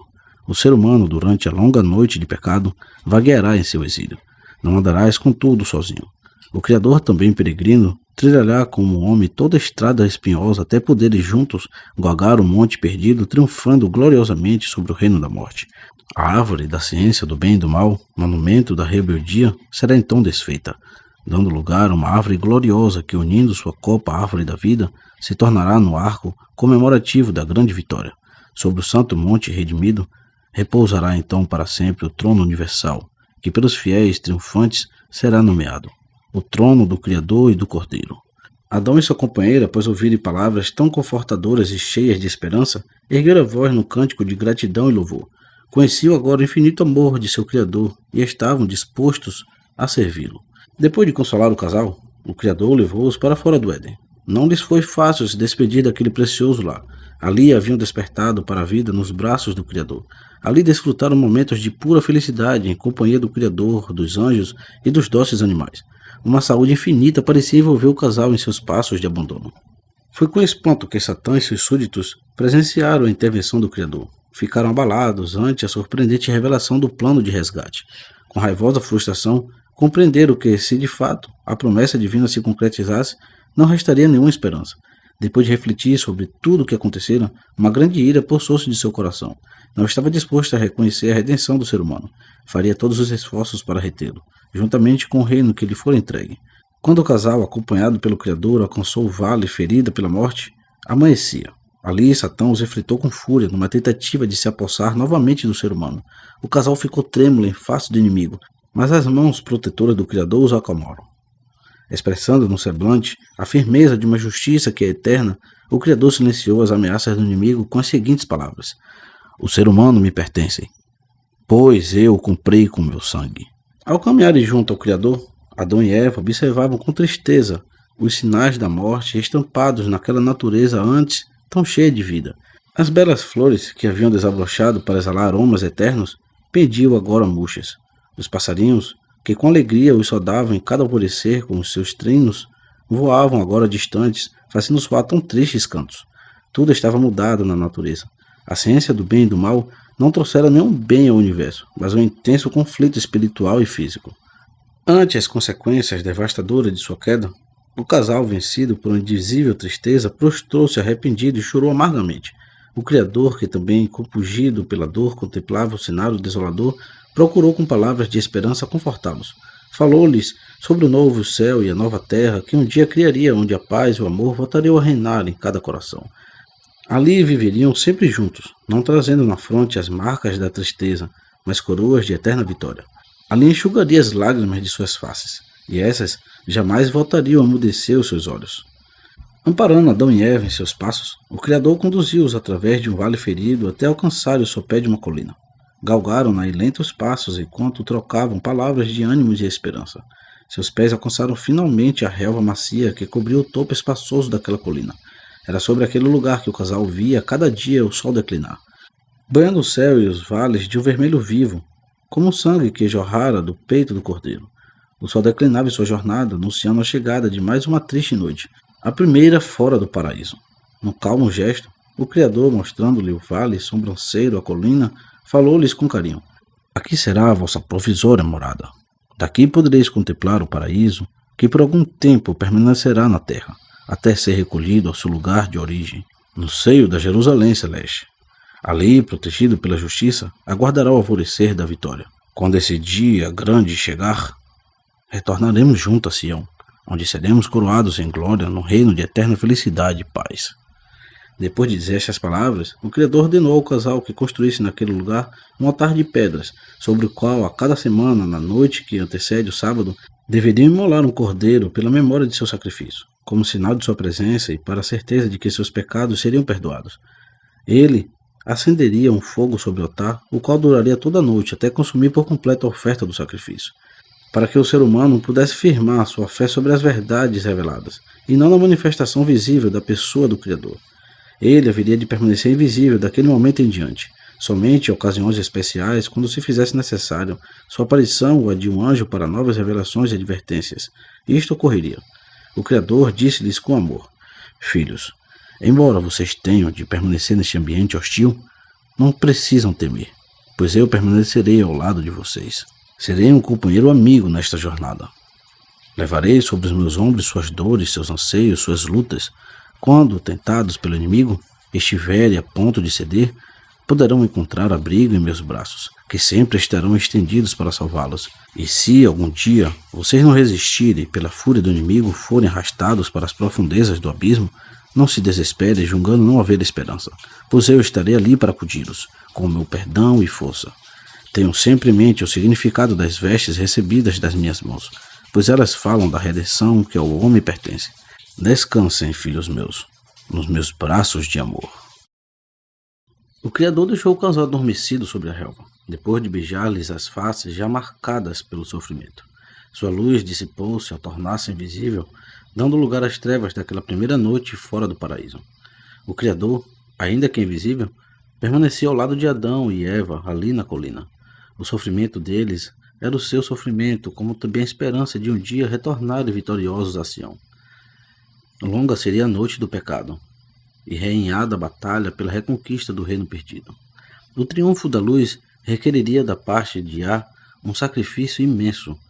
Na pessoa do Messias, a seu tempo, ele nasceria entre os homens com a missão de pagar o preço do resgate. Por meio dele, muitos seriam libertos das garras do inimigo, todos aqueles que o aceitassem como Salvador e Rei. Contra esses escolhidos, o inimigo arregimentaria todas as forças procurando fazê-los cair. Em sua visão do futuro, o Criador contemplou com alegria o triunfo final dos redimidos. Haviam sido extremamente provados, mas em tudo foram mais do que vencedores por meio daquele que os redimiu das trevas para o reino da luz. Depois de antever os sofrimentos que adviriam da grande luta, o Criador estendeu o olhar para as planícies cativas, contemplando ali as hostes rebeldes dispostas para a luta.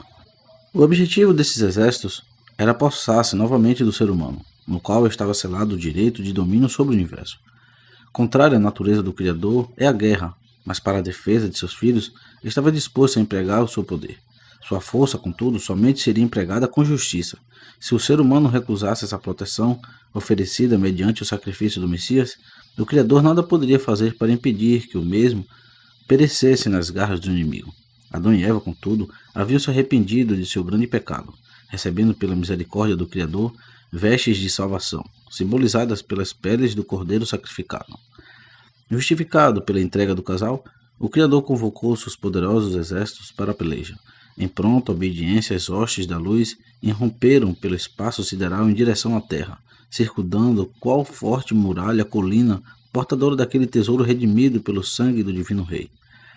Ao ser humano fora conferido, no Éden, o dever de cuidar da natureza. Preparavam canteiros para as flores, colhiam frutos para mantimento, dirigiam os animais em seu inocente viver, adestrando-os para que lhes fossem úteis. Essas ocupações tinham sido para eles fontes de desenvolvimento e prazer. Agora, apesar das adversidades, deveriam continuar realizando esse dever. O trabalho em si realizado segundo as ordens do Criador já anularia muitos ataques do inimigo. As primeiras ocupações do casal naquela manhã trouxeram-lhes revelações do grande amor do Criador, até então desconhecidas. Reunir as pedras para a construção do altar, experimentaram a dor de feridas que jorraram sangue, como também a fadiga que faz minar suor. Sentindo e contemplando tudo na própria carne, amaram mais ao Salvador, para quem altar construído prefigurava feridas maiores que verteriam todo o seu sangue, como também fadigas que minariam toda a seiva de sua vida. O olhar de saudade e de esperança do casal, de agora em diante, jamais pousaria no Éden distante, sem discernir primeiro o altar dos sacrifícios. Esse altar, com suas manchas de suor e sangue, permaneceria como a lembrança da dor e do sofrimento que, depois de umedecer os lábios dos seres humanos, transbordaria na taça do Criador. Após contemplar por longo tempo o paraíso da eterna vida, que estendia-se muito além daquele altar escuro de morte, o casal experimentou o doce alívio do descanso. Desejosos de conhecer as paisagens de seu novo lar, Adão e Eva, animados pela esperança, saíram a passear. Seus passos conduziram-nos por caminhos de sorrisos e de lágrimas, de encantos e desilusões, de flores que desabrochavam delicadas, banhadas em perfume, e de flores despetaladas, tombadas murchas e sem cheiro, de animais ainda dóceis e submissos, de animais inimigos, ferozes e ameaçadores. O casal disse início ao passeio às divisas de dois mundos, o da luz e o das trevas, do amor e do egoísmo, da esperança e do desespero, da harmonia e da desarmonia, da vida e da morte. Essa visão encheu-lhes de tristeza e choraram longamente. Essa tristeza aumentaria ainda mais no futuro, quando descobrisse o aprofundamento dessas divisas no seio de sua descendência. 6 arrebóis já haviam colorido os céus, anunciando o casal às noites escuras e frias que, com seu manto de trevas, desfazia todas as imagens vivas, menos a esperança de revê-las coloridas no alvorecer de luz. Aproximava-se agora a hora do sacrifício, quando o rude altar, abrasado em sua justiça, clamaria por sangue. Se não lhe oferecesse oferta, explodiria com certeza, envolvendo todo mundo com suas chamas. Já não haveria então alvorecer, nem esperança de Éden a florir. Quão precioso é o sangue! Sangue é vida. Vida é luz. Para um ser, aquela noite tornar-se-ia eterna sem alvorecer. Esse ser deveria assumir a culpa de todo mundo, dando o seu sangue ao rude altar. Adão e Eva, depois de refletirem por longo tempo, contemplando o braço da morte construído por suas mãos, entreolharam-se quietos com essa questão decisiva. Quem se oferecerá? Essa indagação nascida de sua culpa fez vibrar no profundo de suas lembranças a voz do bendito Criador em sua revelação de infinita bondade. Eu os amo com eterno amor. Eu morrerei em vosso lugar. Agradecido, o casal prostrou-se reverentemente ante o sedento altar, vendo pela fé saciado pelo dom do eterno amor. Naquela tarde de sexta-feira, o Criador submetia o ser humano a uma tremenda prova de fé. Eles tinham diante de si o altar de pedras, construído conforme a ordem divina, mas não havia nenhuma ovelha para o sacrifício. Em seu anseio, lembravam-se do Éden, onde havia muitos rebanhos. Ao ver o sol tombar no horizonte, Adão e Eva passaram a clamar ao Criador por socorro, pois sabiam que somente um milagre poderia providenciar-lhes, naquele derradeiro momento, um cordeiro para o sacrifício.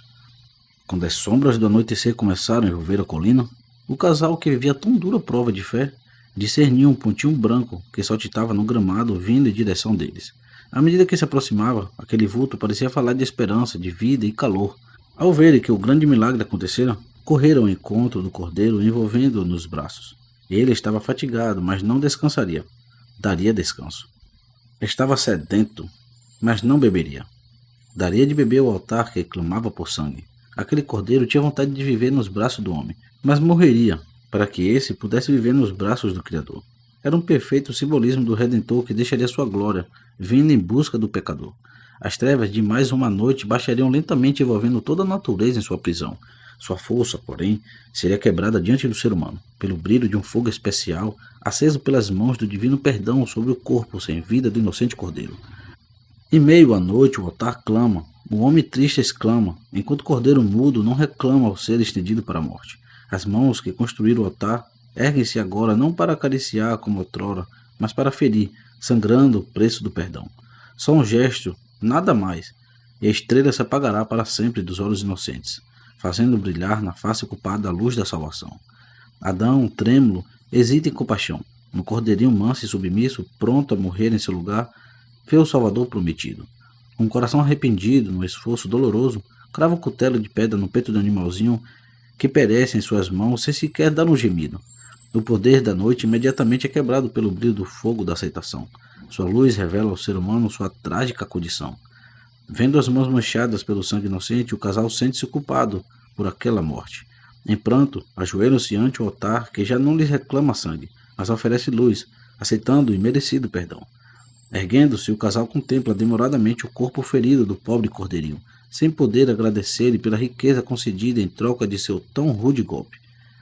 Banhados pela suave luz do sacrifício, Adão e sua companheira permanecem a meditar, até serem vencidos por um profundo sono.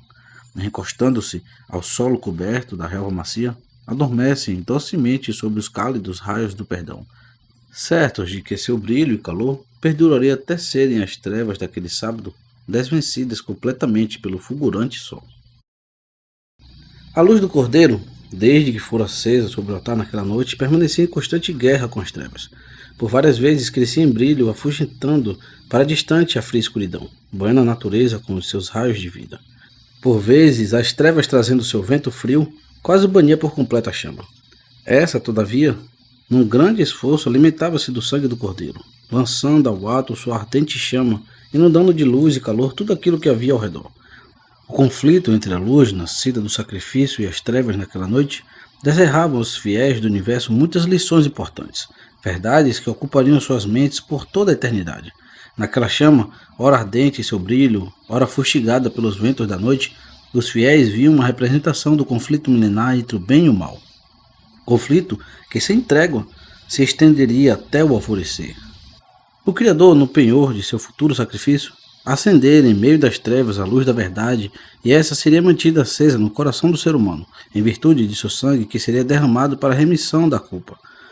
Contra essa luz, o inimigo arremessaria todos os ventos frios da maldade, banindo do coração de muitos o seu doce brilho. Quantos já seriam perdidos por recusar a luz do perdão divino, ficando envoltos pelas trevas da escura noite? Depois de longas horas de combate, surgem nos céus os sinais do amanhecer. A escuridão, que com ira havia lançado seus ventos sobre a morredura chama procurando bani-la, torna-se confusa ante os sinais do amanhecer. O céu tingido de um vermelho vivo faz lembrar o sangue que jorrara do peito do cordeiro para que a chama do perdão pudesse iluminar a noite humana. Em meio ao colorido de sangue surge no horizonte o fulgurante sol, trazendo em seus aquecidos raios o sabor da vitória, envolvendo tudo com sua vida. O alvorecer em seu saudoso afeto acaricia o distante paraíso, levando de seu amado seio em sua brisa matinal o aroma da saudade, uma mensagem de consolo e esperança às criaturas sofredoras do Vale da Morte. Banhados pelos cálidos raios e pela brisa da esperança, o casal desperta em mais um sábado, cujo simbolismo aponta para o descanso do reino de Á, ao culminar o grande conflito entre a luz e as trevas. Para além daquele altar coberto de cinzas, Adão e Eva contemplam demoradamente o saudoso paraíso. Ainda que distantes em seu exílio, alegram-se com a certeza de que o sacrifício do Messias fará raiar para eles o sábado dos sábados, aquele de lágrimas para sempre banidas, de sol sempre a brilhar no límpido céu, de cordeiros sempre vivos a brincar pelo gramado, dia sem anoitecer, quando não haverá mais altar coberto de sangue e cinzas. Suspiram por esse dia de glória, quando Iá se fará eternamente visível, levando nas mãos a marca de seu infinito amor pelos seus filhos. Adão e Eva, que estavam acostumados às flores eternas no paraíso, aquelas que não as viram desabrochar, viam-nas agora surgirem tenros botões, em meio às ameaças de espinhos prontos a ferirem. Essas tenras flores, sem importarem-se com os espinhos, exalavam perfumes suaves de louvor e gratidão, jamais se cansando de agradar o ambiente. Quando fustigadas pelos ventos frios da noite, essas flores não se ressentiam, mas ofereciam seu aroma, que transportava a fúria dos ventos em brisas perfumadas de um alvorecer. Movidos por profunda gratidão, o casal acompanhava atentamente o ministério de amor daquelas flores que jamais se cansavam de abençoar, oferecendo sua beleza e perfume como alívio para aqueles que eram feridos pelos rudes espinhos. Aquelas flores singelas e puras, depois de mostrar em sua curta vida que o perdão e o amor são mais fortes que todos os ventos e espinhos, no último esforço de comunicar alegria, exalavam seu perfume tombando murchas e sem vida sobre o solo frio. Ali esquecidas, transformavam-se em insignificante pó que era espalhado pelo vento. A morte das flores, ainda que parecesse fracasso, revelou ao casal o mistério do renascimento da vida. Morrendo, as flores davam vida aos frutos, que por sua vez, depois de servirem de alimento, doavam suas sementes cheias de vida. Na morte dessas sementes, renasceu o milagre da vida, multiplicando as árvores com suas flores, prontas a repetir o ensinamento do amor e o sacrifício. A natureza, portanto, embora maculada pelo pecado, revelava um mistério oculto do plano da redenção. Cada flor a desabrochar em meio aos espinhos em sua curta vida de amor era um símbolo do Salvador, que nasceria entre os espinhos da maldade, para com seu perfume consolar o coração dos aflitos. Semelhante à flor, o Messias, depois de provar que o amor e o perdão são mais fortes que todos os ventos do ódio, que a verdade e a justiça do reino de Ar são maiores que todos os enganos e injustiças do reino do inimigo, verteria a seiva de sua vida, morrendo para redimir os culpados. A criação do universo. Parte 6. Consolados pelas revelações da natureza, Adão e seu companheiro aprendiam a cada dia a amar mais o Salvador. Cresciam em sabedoria, humildade e santidade. Todas as virtudes destruídas pelo pecado renasciam no coração. A colina, sob a proteção dos anjos da luz, tornou-se numa miniatura do Éden distante. Entre os animais reunidos e domados com amor, haviam muitas ovelhas. Na noite que antecedia cada sábado, Adão tinha por ordem do Criador de repetir o doloroso ato. Quanta amargura e arrependimento sobreviam ao casal ao baixarem as trevas da noite do sacrifício. Quanto consolo lhes trazia a chama do perdão que jamais deixara de brilhar sobre o altar.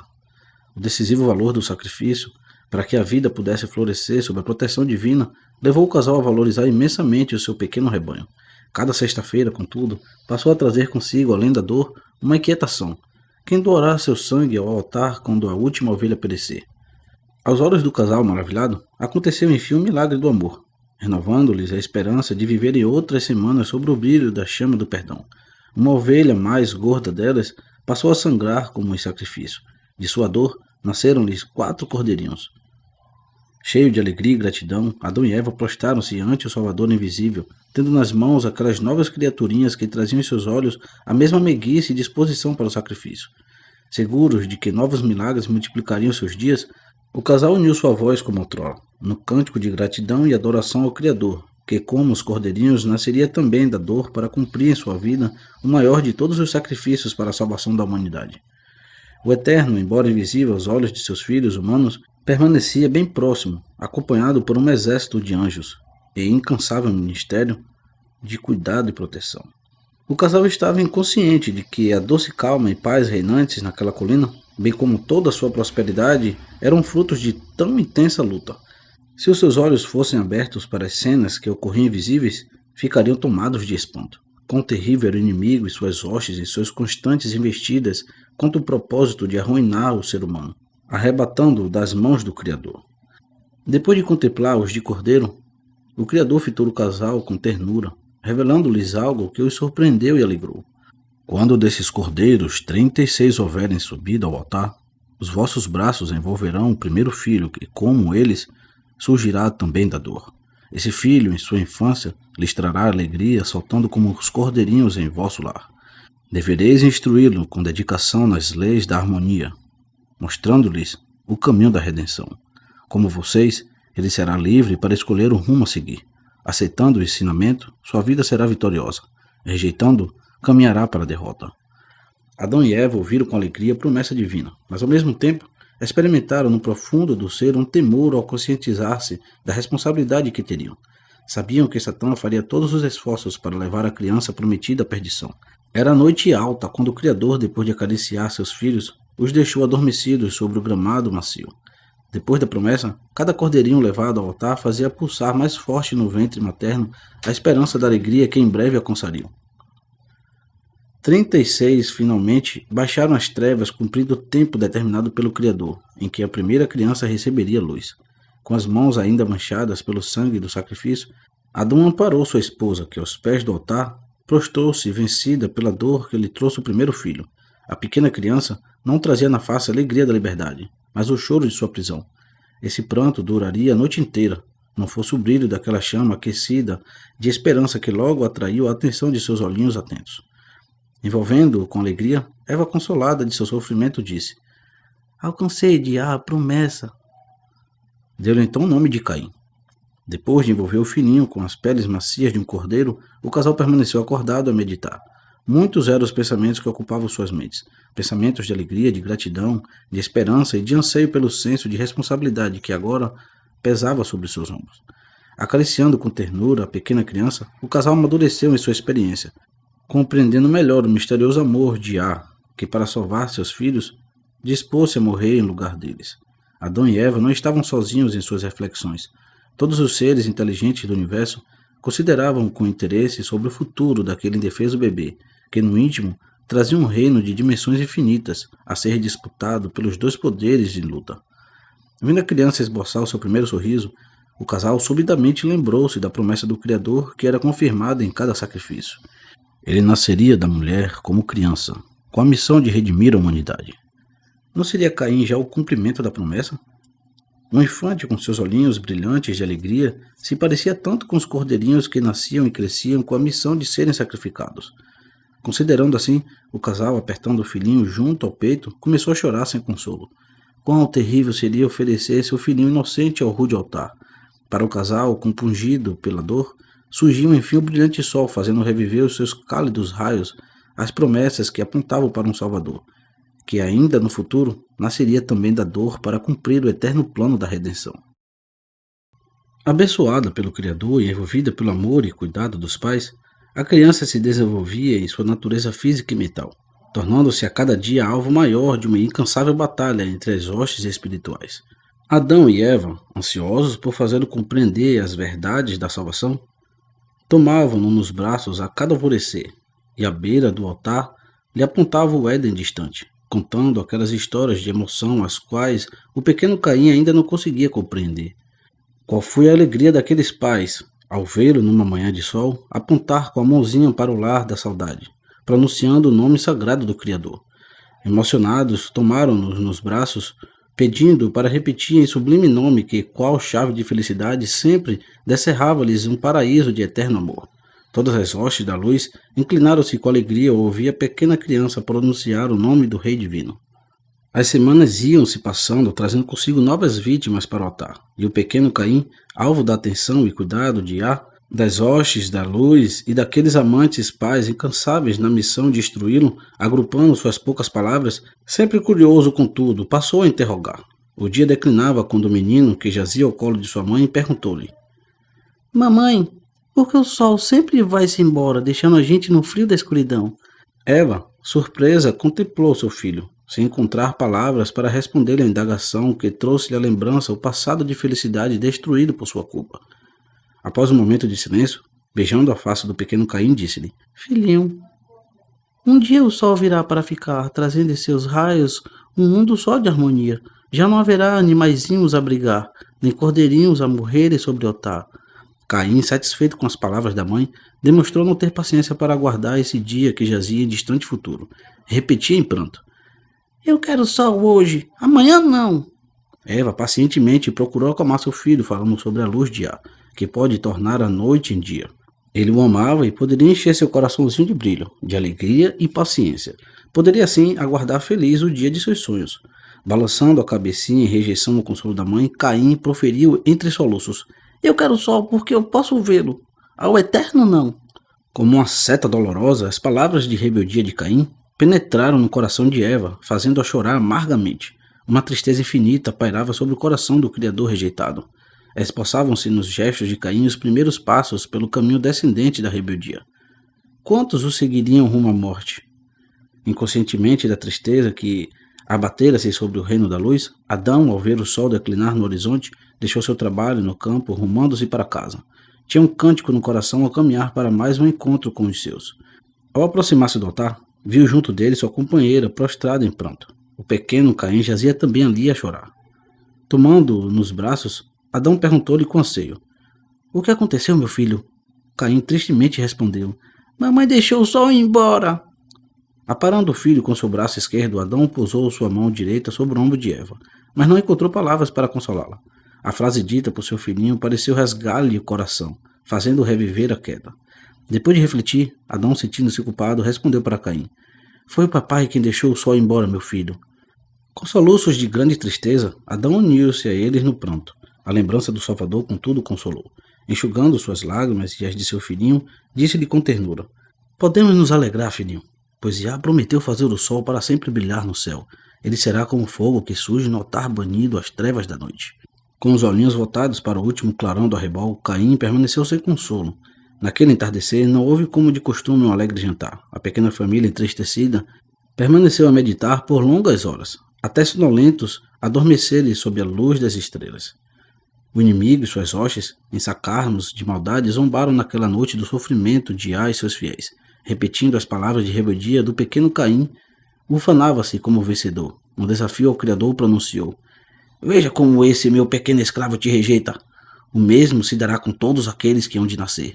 Estou certo de que o direito de domínio jamais sairá de minhas mãos." Todas as hostes rebeldes repetiram em eco as afrontas do enganador, humilhando os súditos da luz que sofria do lado do Criador. Com suas afrontas, o inimigo procurava fazer Iá desistir de seu plano de redenção. Se isso acontecesse, seu reino de trevas se estenderia por toda a eternidade, suplantando o domínio da luz. Em resposta ao desafio do inimigo, o Criador afirmou solenemente: "Ainda que todos me rejeitem, eu cumprirei a promessa." O Criador não suportava o pensamento de ver o pequeno Caim caminhar para a perdição. Por ele intercedia a cada dia, oferecendo ante a justiça o seu sangue que verteria. Anjos poderosos guardavam-no a cada momento, espancando as trevas espirituais que o acercavam, procurando torná-lo insensível aos benefícios da salvação, que eram ilustrados pelos símbolos. Adão e Eva, em seu incansável ministério de amor, todos os dias ensinavam a Caim as lições espirituais ilustradas na natureza. Em cada sábado, procuravam firmar em sua mente juvenil a esperança de uma vida eterna, que seria fruto do sacrifício do Salvador. Ele, depois de viver uma vida sem pecado, morreria como um cordeiro, para poder expulsar para sempre as trevas. A contemplação do Éden distante, banhada em sol, fez nascer no coração juvenil de Caim pensamentos de aventura. Ele começou a pensar: "Este paraíso não está tão longe como afirmam papai e mamãe. Por que esperar e sofrer tanto tempo? Ele é tão belo, é dele que surge todos os dias o sol.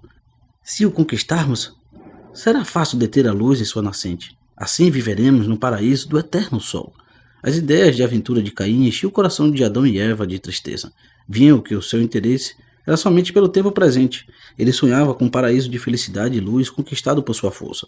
Em seus planos, não sentia necessidade de um salvador. "Para que se era tão jovem, inteligente e cheio de vida e ideias?" dizia. Os dias de lutas, intercessões e sacrifícios pelo destino de Caim foram se passando. Oportunidades preciosas surgiam em cada dia diante dele para se apegar ao Salvador, mas a todas rejeitava uma por uma. Em sua incredulidade chegou a duvidar da existência desse Criador, o qual jamais vira.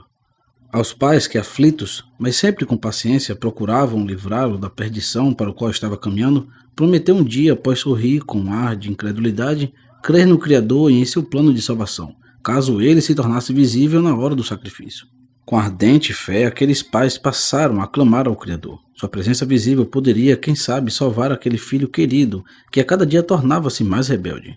O Criador ouviu o clamor dos pais aflitos. Embora soubesse que sua aparição dificilmente quebraria no coração do jovem Caim, seu espírito rebelde estava disposto a cumprir o pedido. Estenderia os braços amigos a Caim, procurando com amor conquistar-lhe o coração. Como conhecia os seus anseios e sonhos de aventura, facilmente poderia identificar-se com ele, cativando-o, pois era também alguém que sempre carregava no peito sonhos de aventura. Não fora a criação do universo uma grande aventura? Não fora o seu sonho vê-lo cravejado de sóis fulgurantes, iluminando bilhões de mundos com seu brilho? Não era também o seu maior sonho atravessar o Vale da Morte em busca da conquista do Éden distante, prendendo para sempre o sol em seu céu? Tinham muita coisa em comum. Caim estava curioso naquela sexta-feira. Na face dos pais, via anônimo e alegria, frutos de uma fé grandiosa. Incentivado por essa expressão de confiança, o jovem passou a ajudá-los nos preparativos para o Santo Sábado. O sol finalmente esquivou-se, rolando para o poente, deixando como de costume seu rastro de saudade que anunciava medo. Em meio às trevas, Caim discerniu o vulto branco do cordeiro sendo erguido para o altar pelas mãos do pai, esse incansável sacerdote que sempre estava implorando ao Criador pela salvação de seu amado filho.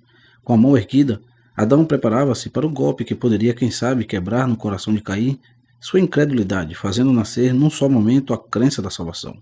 De seus lábios escapa-se então a prece da fé. Pai eterno, ouve o meu pedido. Meu filho precisa de ti. Somente o olhar teu poderá conquistá-lo. Venha, Criador. Esta oração sincera caiu nos ouvidos daquele filho como ao vento. Somente a prece já seria suficiente para convencê-lo da existência real de um Salvador. Um forte brilho envolveu logo toda a colina, banhando também um vale oriental. Os olhos arregalados de Caim pousaram então nos olhos amáveis do Criador, que trazia na face um brilho superior ao do sol, mas não ofuscante. Contemplando com admiração, Caim exclamou: Ele é jovem como eu, e se parece com o sol. Adão e Eva, comovidos pela grande saudade, tinham vontade de saltar ao peito do Salvador e beijá-lo, mas deixaram que ele se encontrasse primeiro com Caim. Com alegria, viram o precioso filho envolvido nos braços do grande amigo, que era parecido com seu astro. Depois de um longo abraço, Iá abraçou e beijou também o querido casal, companheiros no sofrimento. Caim, conquistado pela afeição do Pai Eterno, mostrou-lhe seus animais de estimação e seu pequeno jardim carregado de lindas flores, como estava encantado por vê-los coloridos naquela noite desfeita pelo brilho do Criador, como sob a luz do dia. Parecia até mesmo que o sol baixara eles. Ao pensar no sol, Caim, como amava muito, passou a falar sobre ele, dizendo: Como ele é belo e bom! Como ele vai-se embora! Deixa em suas lágrimas de sangue o sentimento de tristeza e temor. Tudo desaparece em sua ausência. Os animais, o jardim, até os passarinhos silenciam seus cantos. Mas basta ele dizer que vai aparecer, tudo se enche de encanto. A natureza se desperta de mansinho, parecendo ainda temer as trevas. Mas quando as vê fugir, fica alerta e canta. Os animais, os passarinhos, o jardim, tudo volta a viver feliz. Mas esta felicidade sempre acaba. Após falar estas palavras, Caim, fitando o Criador, indagou curioso: Papai sempre diz que foi você que criou o sol. É verdade? Com um sorriso de sinceridade, Iá respondeu-lhe que sim. Quando você o fez no princípio, continuou Caim, ele já fugia para o poente? Ele nunca foge, respondeu o Criador. É o mundo quem foge dele. Ele fica triste com essa ingratidão. Mas como? Perguntou Caim, contemplando curioso sua face de luz. Com palavras carinhosas, Iá passou a contar-lhe a história de Lúcifer, que em sua ingratidão baniu de seus olhos e dos olhos de uma multidão de criaturas o brilho de sua face, o verdadeiro sol. Depois de assim agir, iludiu a muitos dizendo que foi o sol que fugiu deles. Com sua astúcia, continuou o Criador, o anjo rebelde procurou arrastar o ser humano para as trevas e conseguiu. O sol naquele dia chorou tantas lágrimas de sangue que banhou todo o céu. Em seu último suspiro de luz, porém, ele prometeu ao mundo já tomado pelas trevas voltar um dia a brilhar para sempre, enchendo todo o seio de vida.